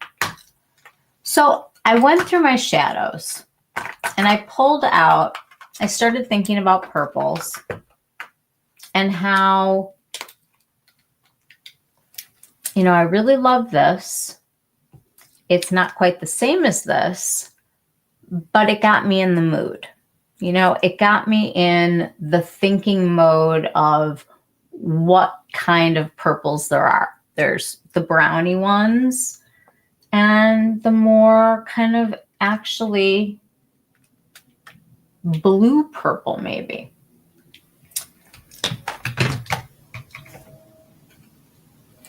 I am not an artist at all. But I feel like this goes back to what I was talking about at the beginning with the mattes. Everybody has a good matte in their life that they know is going to work well in their crease. It's like if you're in a hurry and you grab it and you carve it out, even if it's a bronzer, it's like you just know where to go to find something to go in the crease that's going to just define it. And then you can start thinking about the colors. And if I'm going for this kind of a color, what can I put behind it to make it stand out more? Now, a lot of people will go in the direction of like a white base to go off of. For me, I feel like that's kind of harsh. And I prefer, if you're going to use some kind of a primer, go with something that's close to the color of your skin. Go with a concealer. You don't even need to have like an eyeshadow primer per se. This is just the matte Painterly Paint Pot. Comes in several shades and they're all matte. I've been using this for years and it's what I basically put underneath, I would say 8 times out of 10. And my other one that I've been using a lot underneath is this Victoria Beckham in the shade Trench. Find a matte that you love. Find a matte that goes with your skin. If you're cooler, you're going to want a cooler one. If you're warmer, you're going to want a warmer one. But something that gives you a blank canvas, something that hides the veins that are back there, any kind of darkness or discoloration that you have, so that you're starting from ground zero with all, the entire eye. And take a look at your colors. I'm not going to do the matte because cement gray isn't doing it for me. This is the stars of the show. And in order to get these to stand out on my eye, I might need to put a little bit of pigment behind it because a lot of times when they produce these, they do them in a transparent base. And the point of that is for it to be a more ethereal look. And I will say that there are photo after photo after photo that I go through, especially when I'm on the Red app, which is used by a lot of Asian countries. The people have a vibe of very light, very airy, very ethereal, very barely there kind of shadow looks. And since they buy the most eyeshadow, they get the formulas made for them a lot more than we do because they're going to sell more of them in Asia and make more of their money in Asia. Is it last year's Blue Spring Quad Matte Taupe Brown? That one shade burns my skin for some reason. Which one? Last year's Blue Spring Quads Matte Taupe Brown. Are you talking about the quad that came out, the one with the blue, and then there was the one with the pinky orange story too? Because there was the blue in that. What I started to realize was that all I needed to do, first of all, would be I'm going to take this off because I want to show it to you. We're going to rebuild it.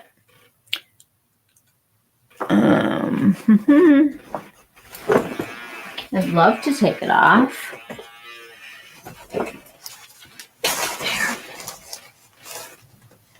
I'm going to show you what I did because I was like, you know what? I've been waiting for this thing for so long. I am going to get out of it what I want to get out of it. And I played with it, and I realized that it has more to do with how I applied it than it does with it not being a good shadow. There are great shadows that have transparent bases that are made so that you can customize them and make them look however you want them to look. And that's what I decided to think of it as. Instead of not liking it, I decided, what do I do normally when I don't like a shade? Either A, I don't use it, or B, I layer it up. Layer it up with something that you do like, something that works. All right. There we go. Taking off eyeliner, everything. Okay.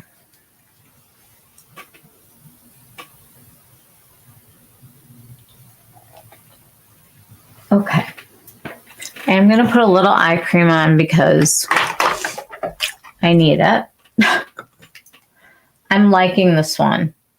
This is the In Beauty Project Extreme Cream Eye.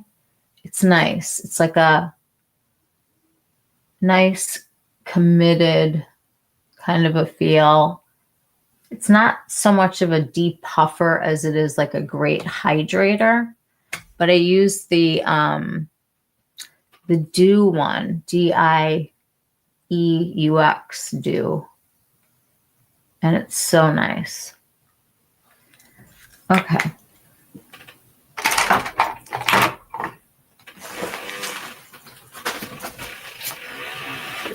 Now let's just hang out for a second. Has anybody else tried this palette? All right, while I'm waiting for this to go in, I want to run through here because this is what's going to be on the sheet. There's the soft shimmers that are pearlized. There are the slurries that we talked about. That's like the wetter feeling, like the Victoria Beckham. Then we have a pressed shimmer where like when you touch it and you just pick it up and it kind of is like powdery on you. Those are just pressed shimmers.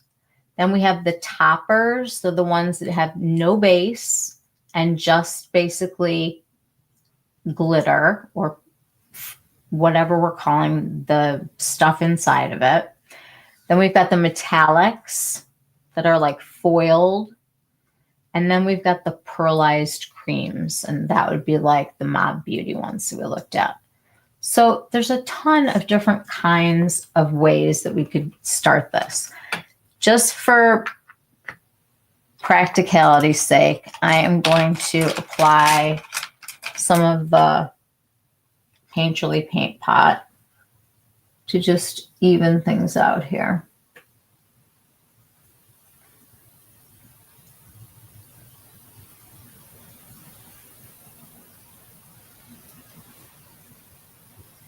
Sometimes I take it like right onto this part, like here, because it tends to get red.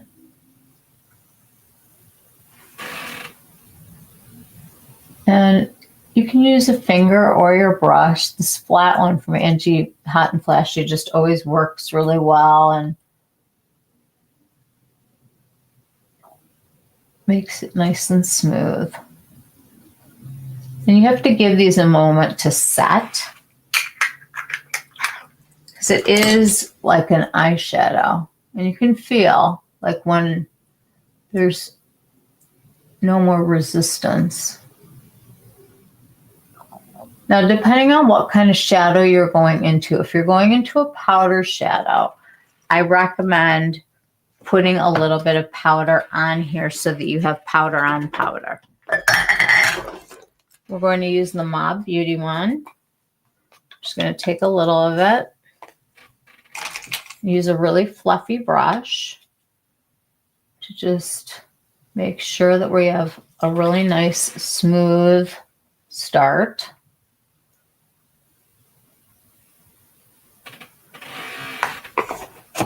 So at least like we're winning a little bit.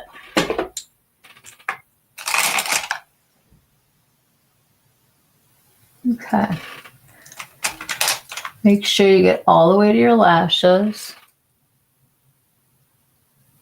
And kind of feel them and just make sure that there's nowhere that still doesn't feel like it might need a moment. Okay, so we know we've hydrated. We know we've canceled out like whatever color was, you know, on there that wasn't meant to be there. And because I wanted to go into this kind of a color story, I'm going to want these to stand out. And in order for these to stand out, where the pearl part of it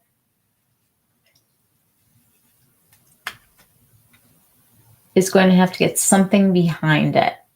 And the way that you can test that out is to start taking some of your shadows that are matte and put it on your hand and take a little bit of the different shadow, and you will start to find pairings where all of a sudden you're like, wow, that looks really good up against that. That really toned that color down.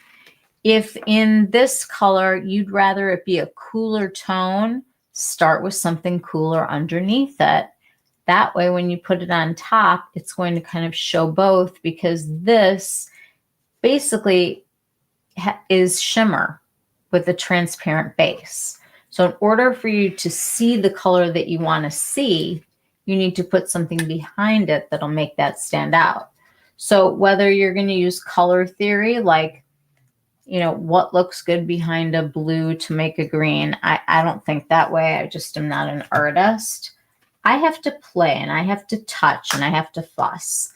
Now I know that this is PO2. This is a prismatic one from Suku.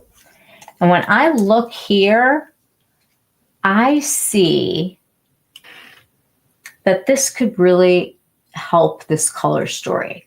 So I'm going to take that one out and put it aside. And what I did was I kind of went through and figured out, you know, what do I have that goes with this? What's going to make this stand out? What's going to tell this story? And it is definitely like we all have a ton of makeup. This is not like you have to go out and buy anything at all. You just start going through the things that you typically reach for, that you typically use, or you think to yourself, there was a blue in that palette, and I'm going to pull it out. And you can Google what eyeshadows are this color blue, and you can be like, oh my God, I have that. So most people feel like they need to start with a matte in their crease, right? So just for the sake of this, I will. I'm just going to go into something that I know that will at least define this, so I can kind of see like where I really want to push back, because I always talk about how this part has to be darker. So find yourself your shade of matte that works for you. Maybe it's a warm brown, maybe it's a cool gray, maybe it's kind of a taupey color. Whatever you're in the mood for and whatever you think is going to go with the eyeshadows that you chose. I feel like we're in the right wheelhouse here. I want to keep things light. I don't want to really change the color. I just want the color of the eyeshadow to like stand out. And it just kind of helps to sort of, when you don't have a whole lot of lid space to work with, you really kind of want to know where what it's going to look like when your eyes are open, but the shadows are there. Okay.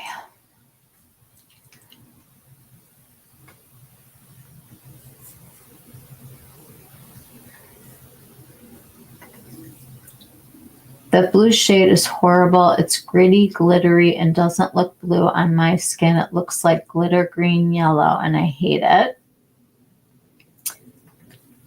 I wanted it to actually be blue periwinkle. Got to put all the sparkles to use on something. I used it with okay, we did see that. I like the palette, just not that one shade. Yes. I used the matte in that one with the lilac in the center. I think Clair Obscure would go good with this quad too.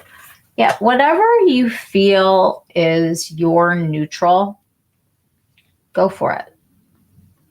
I don't think that it matters, other than if you don't have a crease, because yours is like where mine is, because you have hooded eyes, give yourself a crease and give yourself a smooth working surface.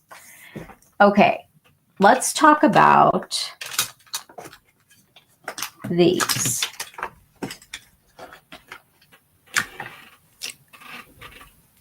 Admit that you just throw these usually into like some sort of a container and they bug you, and what are they good for? They're just not great looking. Sponge. Sometimes you get like a little brush. They're there for a reason. Let me show you something. I just dipped in so small into one of these, and you can get it exactly where you want it to be using these little tiny things.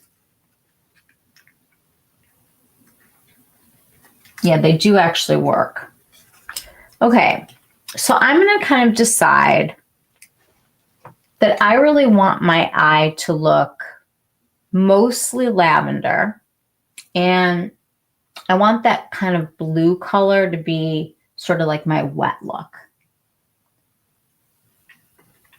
Long travel day. I'm going to have to sign off. Loved all of your sparkle info. I hope you have a sparkly day tomorrow, Felice.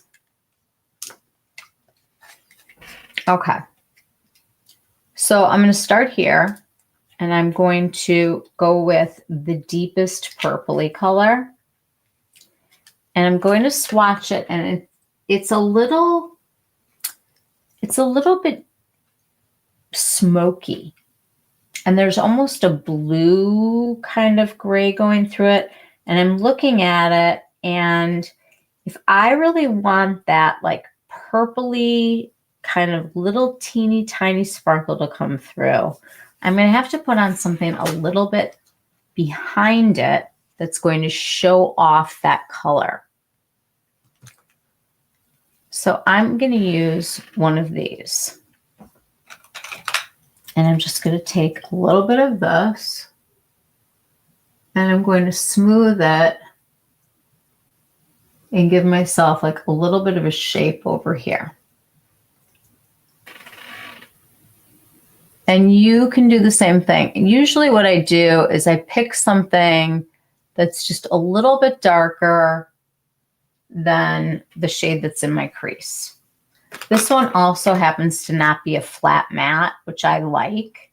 I think it actually helps me because then I can put the dark matte on the skin here that like I'm not into, whatever's hanging that you don't want. Okay, I'm going to take on my finger, because we know that the best way to get the most out of these kind of shimmer shadows is with your finger. It just is. And I'm going to go into that darkest color, and I'm going to just tap in the corner. And you'll start to see that your color is beautiful.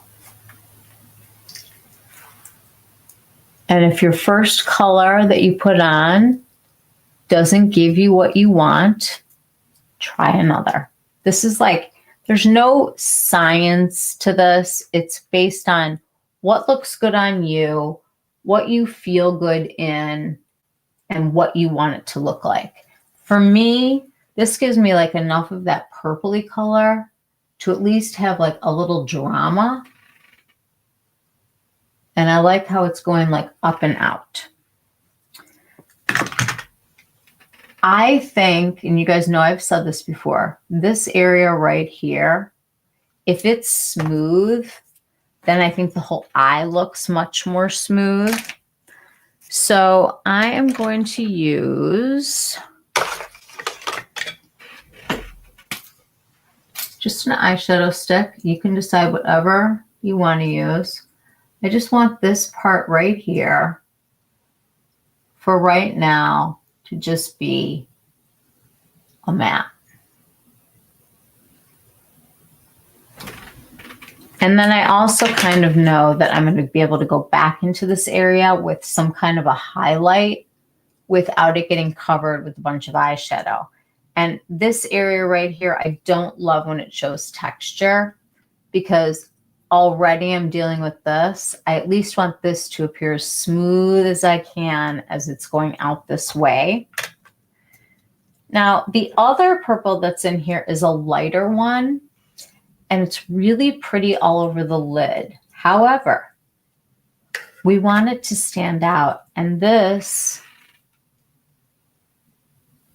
needs a little help. Not in what the color is, but in how it's standing out. I like taking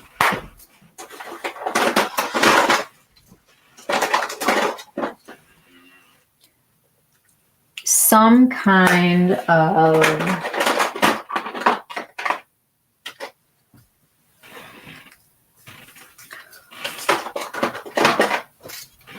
hang on, guys.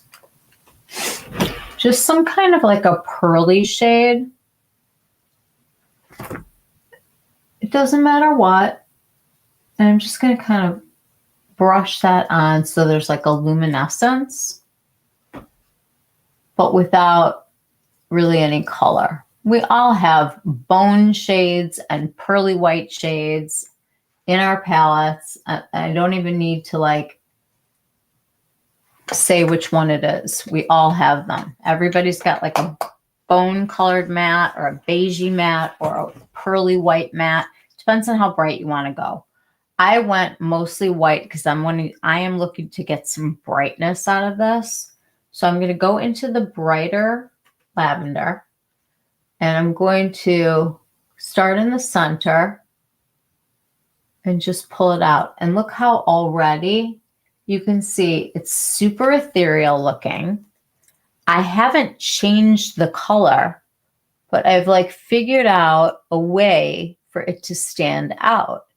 And I'm also going very softly on my eye so that it's catching different parts of my eye. And you can dab it if you want to. One of the things about the sparkles that I learned was that when they're flat against you is when you have a smoother look. When you actually take something and smooth it, like this brush that we always call the magical brush, if I put this on with this, I'm going to get a very smooth application.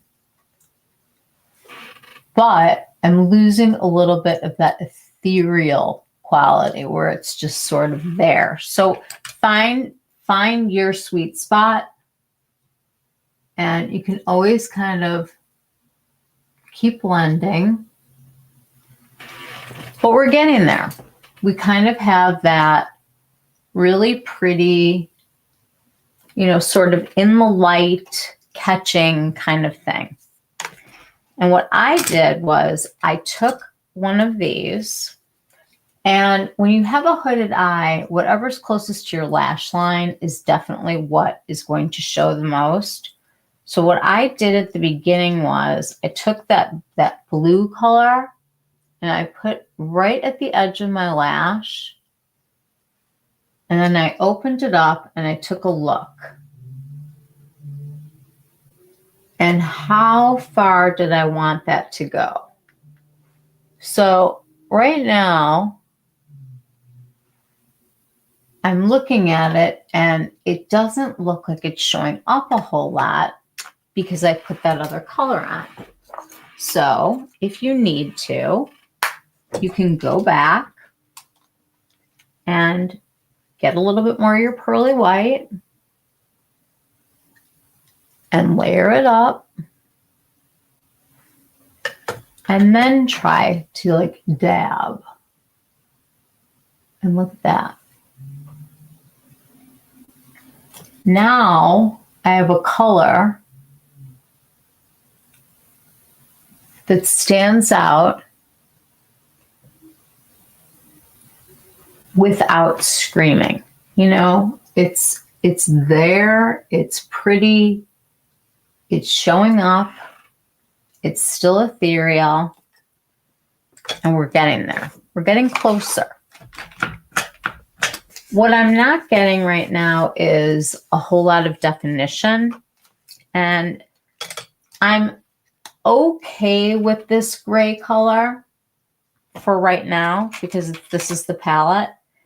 I'm just going to take a little pencil brush with the gray, and you guys know I like to go right behind the lash line to just deepen that area right there. And with this matte, I'm not getting very far. That's okay, because we have eyeliners. So you can kind of decide, let's try the sea gray. It's got a lot of that nice reflect. And you start to figure out the vibe that you're going for. I'm going to take one of my little Ulta Q-tips that you should put in your 20 off bag. I'm just going to pull that out.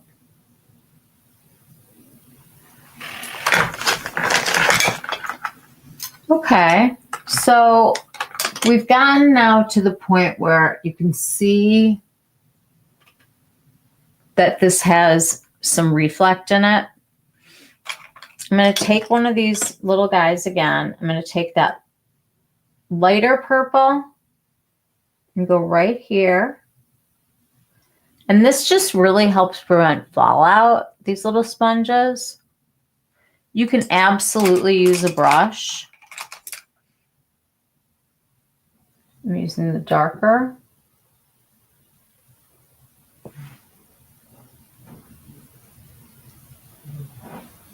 There. And I want even more of this blue. I'm taking it up. And now I'm really starting to get that opalescence that I was hoping for. So I'm going to curl my lashes.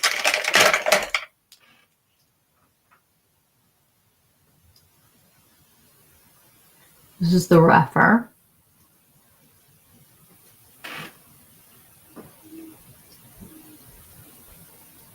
And because I'm wearing this like purpley color, I did try purple earlier. I wasn't wild about it. What I do like is this slate gray. So I'm going to go in with ash.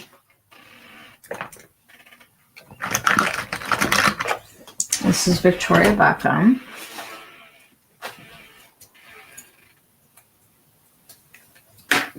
And by going gray instead of going black, I'm going to have definition without that really harshness.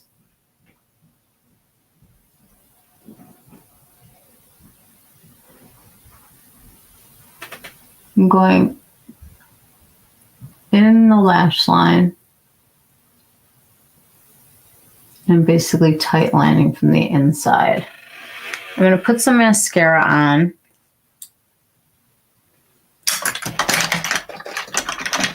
We'll just go for it with the Victoria Beckham.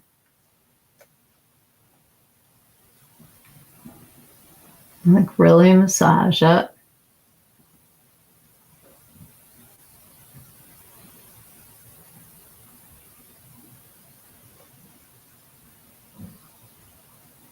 I think when you put mascara on and you really get like the root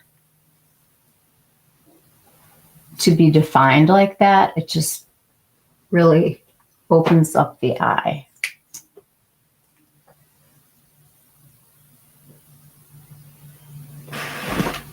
Whatever dramatic, I just got this all over me, which is fine. I'll show you guys how to take it off. There doesn't come a day where I don't have mascara all over me when I'm getting ready.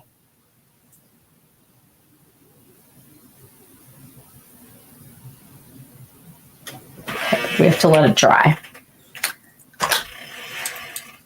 Now, part of the look is figuring out skin-wise what you want to do. If you want these colors to stand out, what's going to be in your comfort zone for a blush? Are you wanting more color or less color? Do you want to do a big lip or not a big lip? I don't feel like you can do both. Oh, Trench is the nude color stick from Victoria Beckham, but everybody pretty much makes a nude stick. You just have to find your nude. Bobbi Brown has great colors. Laura Mercier has great colors. Okay. Now what I do now, once you get your mascara on and it dries, then you can kind of see what you have going on here. Like right here, I would love a little bit more of like that brightness. So I'm going to take some of this lighter purple, just press it where I want that like additional shine. And it really is a matter of getting the color that you want by putting something behind it or underneath it that will let it shine. These colors are beautiful because they are all little teeny tiny, usually pieces of mica, synthetic or not, covered in something that is a beautiful color that you love. And a lot of the time, they give it to you in such a beautiful, delicate way so that you can use it however you want. But when you see it in the pan and you're like, but that's the color that I wanted it to be. We all know that you have some purple eyeshadows and some lavender eyeshadows. What you don't have are these beautiful sparkles in those colors. And that is where all of this comes together.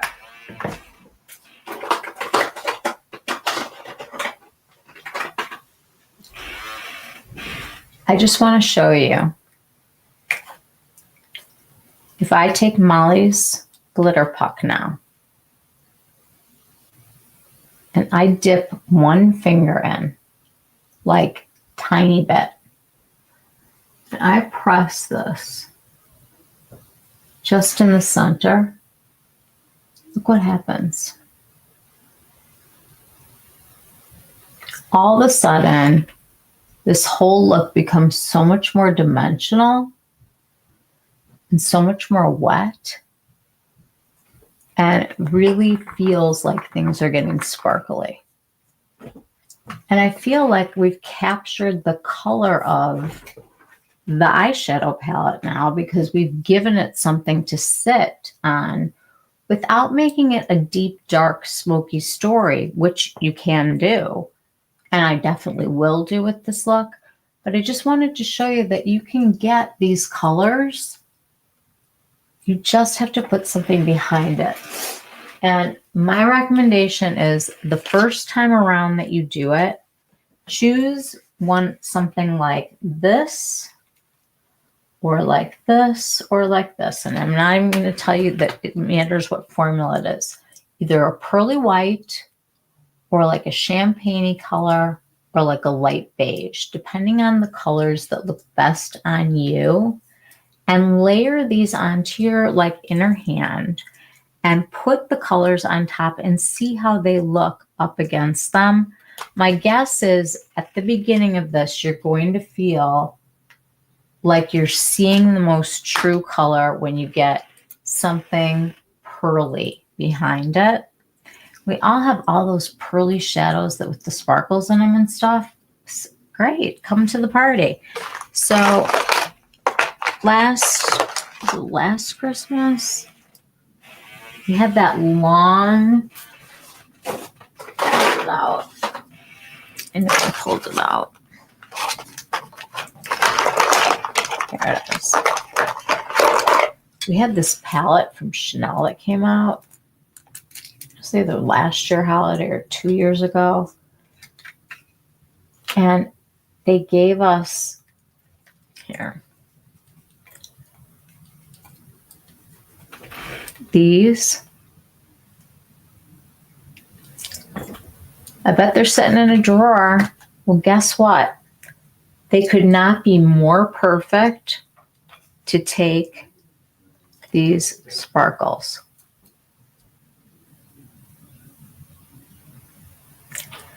Find something reflective, find something that's going to make those pigments stand out, and you will love it. And you can even use this, like this pearl thing that like never worked with anything. Just dot it like right in the middle. And get it to pick up light, because that's all this does, is it picks up light. I'm going to go into this champagne color over here. I'm just going to use a teeny little bit of it right here to make it look more open.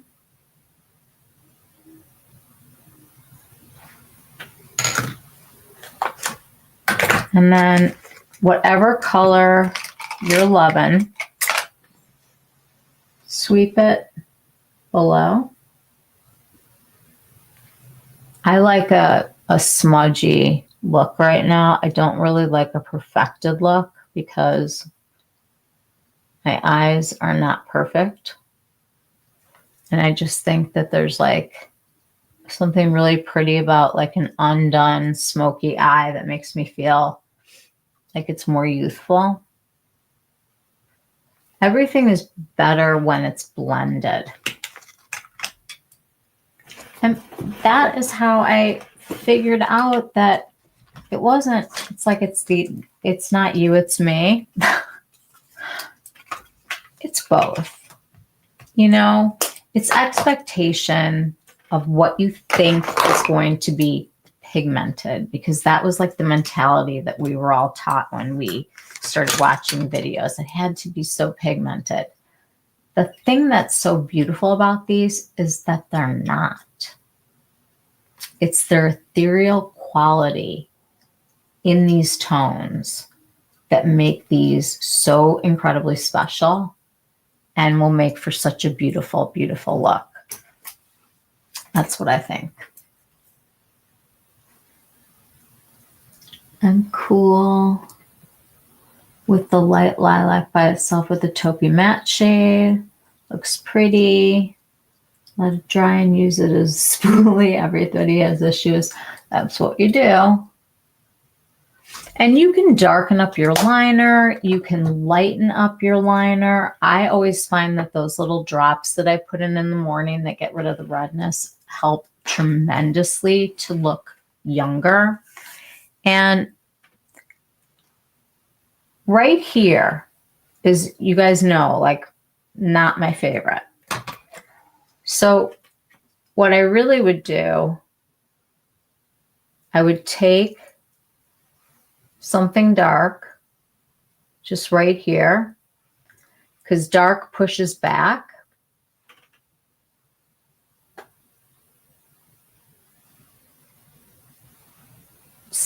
almost a matte. But you see how like that little change is like, just kind of changes your perspective on the eye. And if you need softening, the police are not going to come and take your palette away if you have to use another palette to help your palette. You own all this makeup. And when you're doing a look that's special like this, you can take a few minutes to play around and see what works. In the nighttime, before I take off my makeup, I'll often like do something silly and just try something new and just see what happens. And I'm going to wash my face anyway. So what are your thoughts? You know, something like this over any shadow, like Molly was saying, is like, I mean, Molly, just for you, I'm going to put a little bit more of this because you own both. If I take this, look at that. And you could do it in the middle, or you could do it on your whole eye. And it's going to be those little pinprick kind of like light up your, where you look and it lights up. The other thing that you can do to really amp it up, like especially if you have extremely hooded eyes, and for this, you don't even need the foam thing. Just take a Q-tip, dip it in, and go right at the edge, right in the center here. And when you open up your eye, every time you blink, they're going to see that little bit of light. You can use that awful white eyeliner that she came out with, or like a teal, anything bright there, any color that you want it to be, you put it behind it, the color of the liner, like let's say,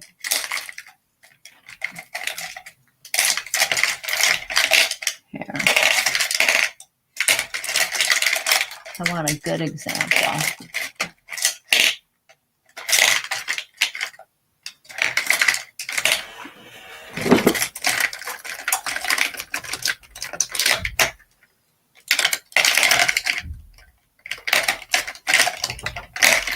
Here we go.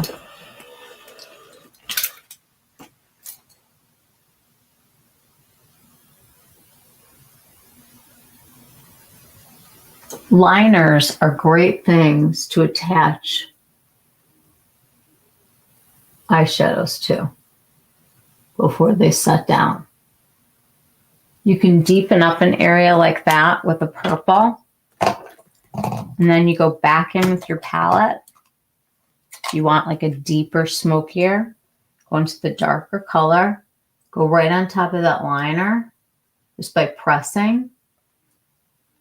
And it will be smooth because behind it, you put that liner down, and you can get like that little bit more depth.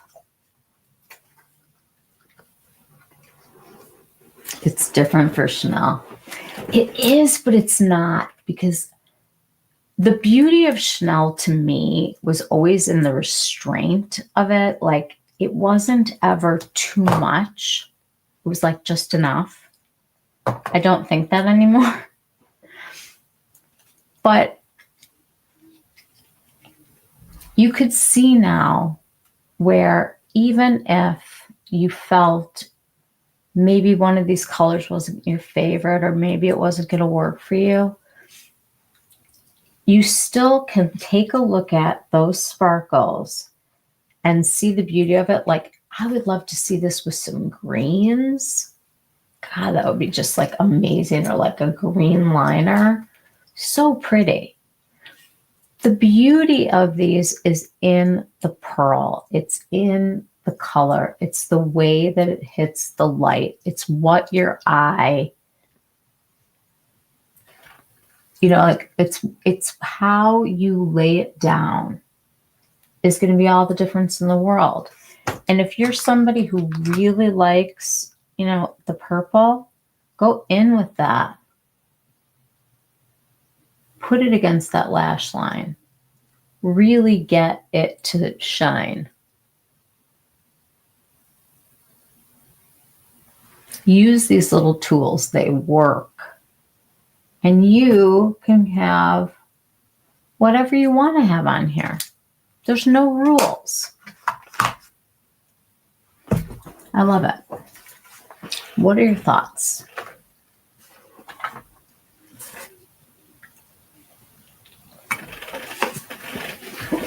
I gotta switch to water. Be up all night.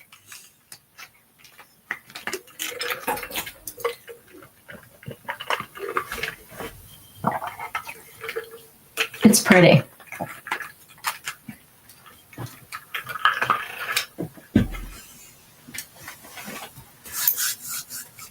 Anybody?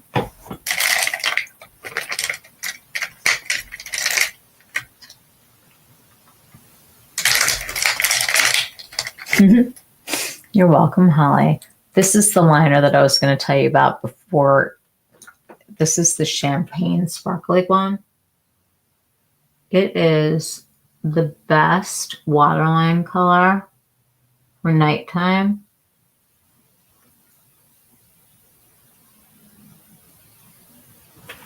It's got a little bit of sparkle, so it just catches the light, but it's also takes away the redness.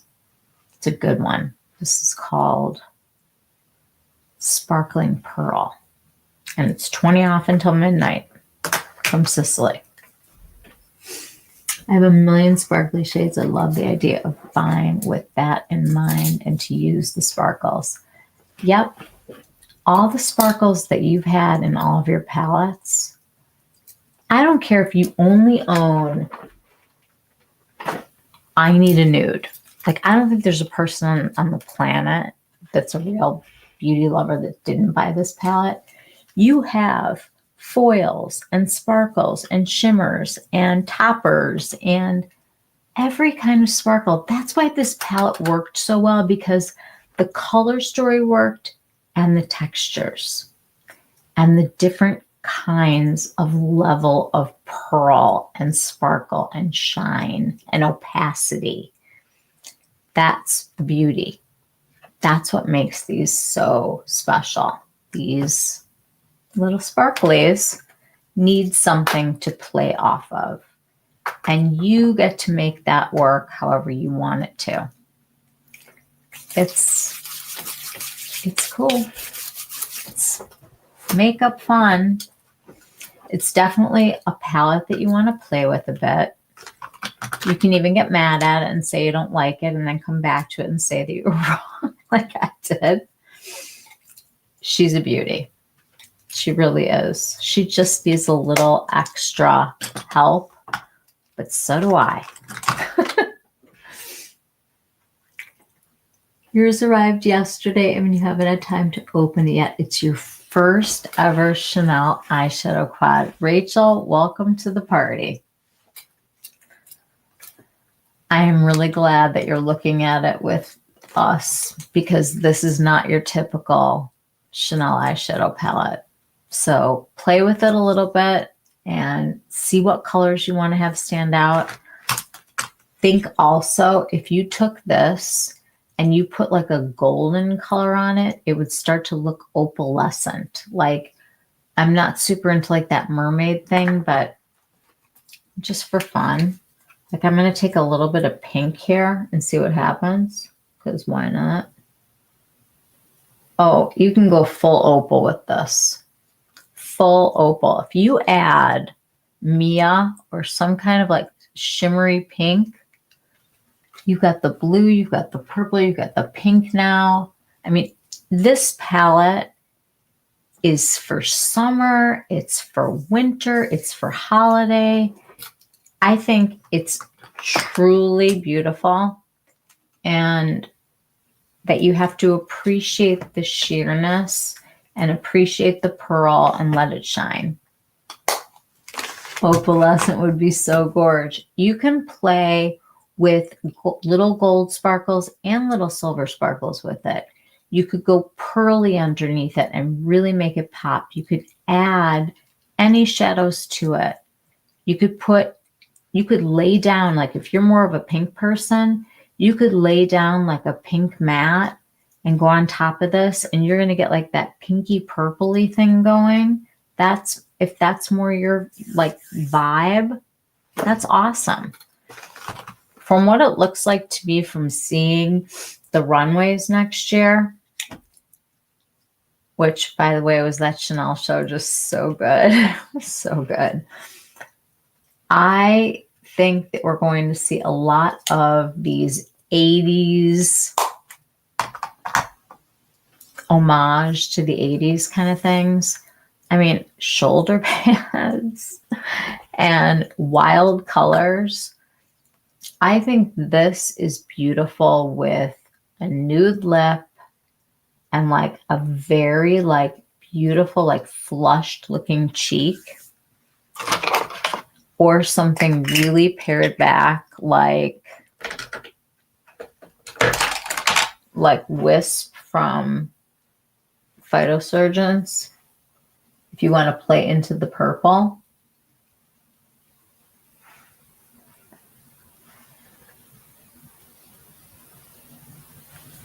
I mean, there's just so many things that you can do to like make this look what you want it to be. I love the GR Maximizers. This one's like a really pretty opalescent color. You can line your lip and not feel like you're being like overly made up because you've chosen to go in on your eye, but not everywhere. But it would look beautiful with a matte mauve. Ooh, it probably would. Let's see. I have my matte mauve with me.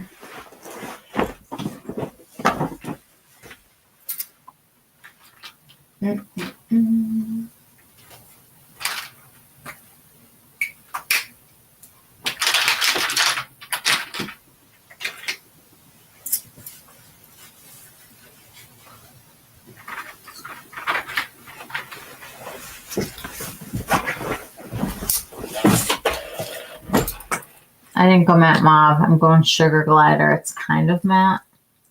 It's like a satin. This is almost too purpley.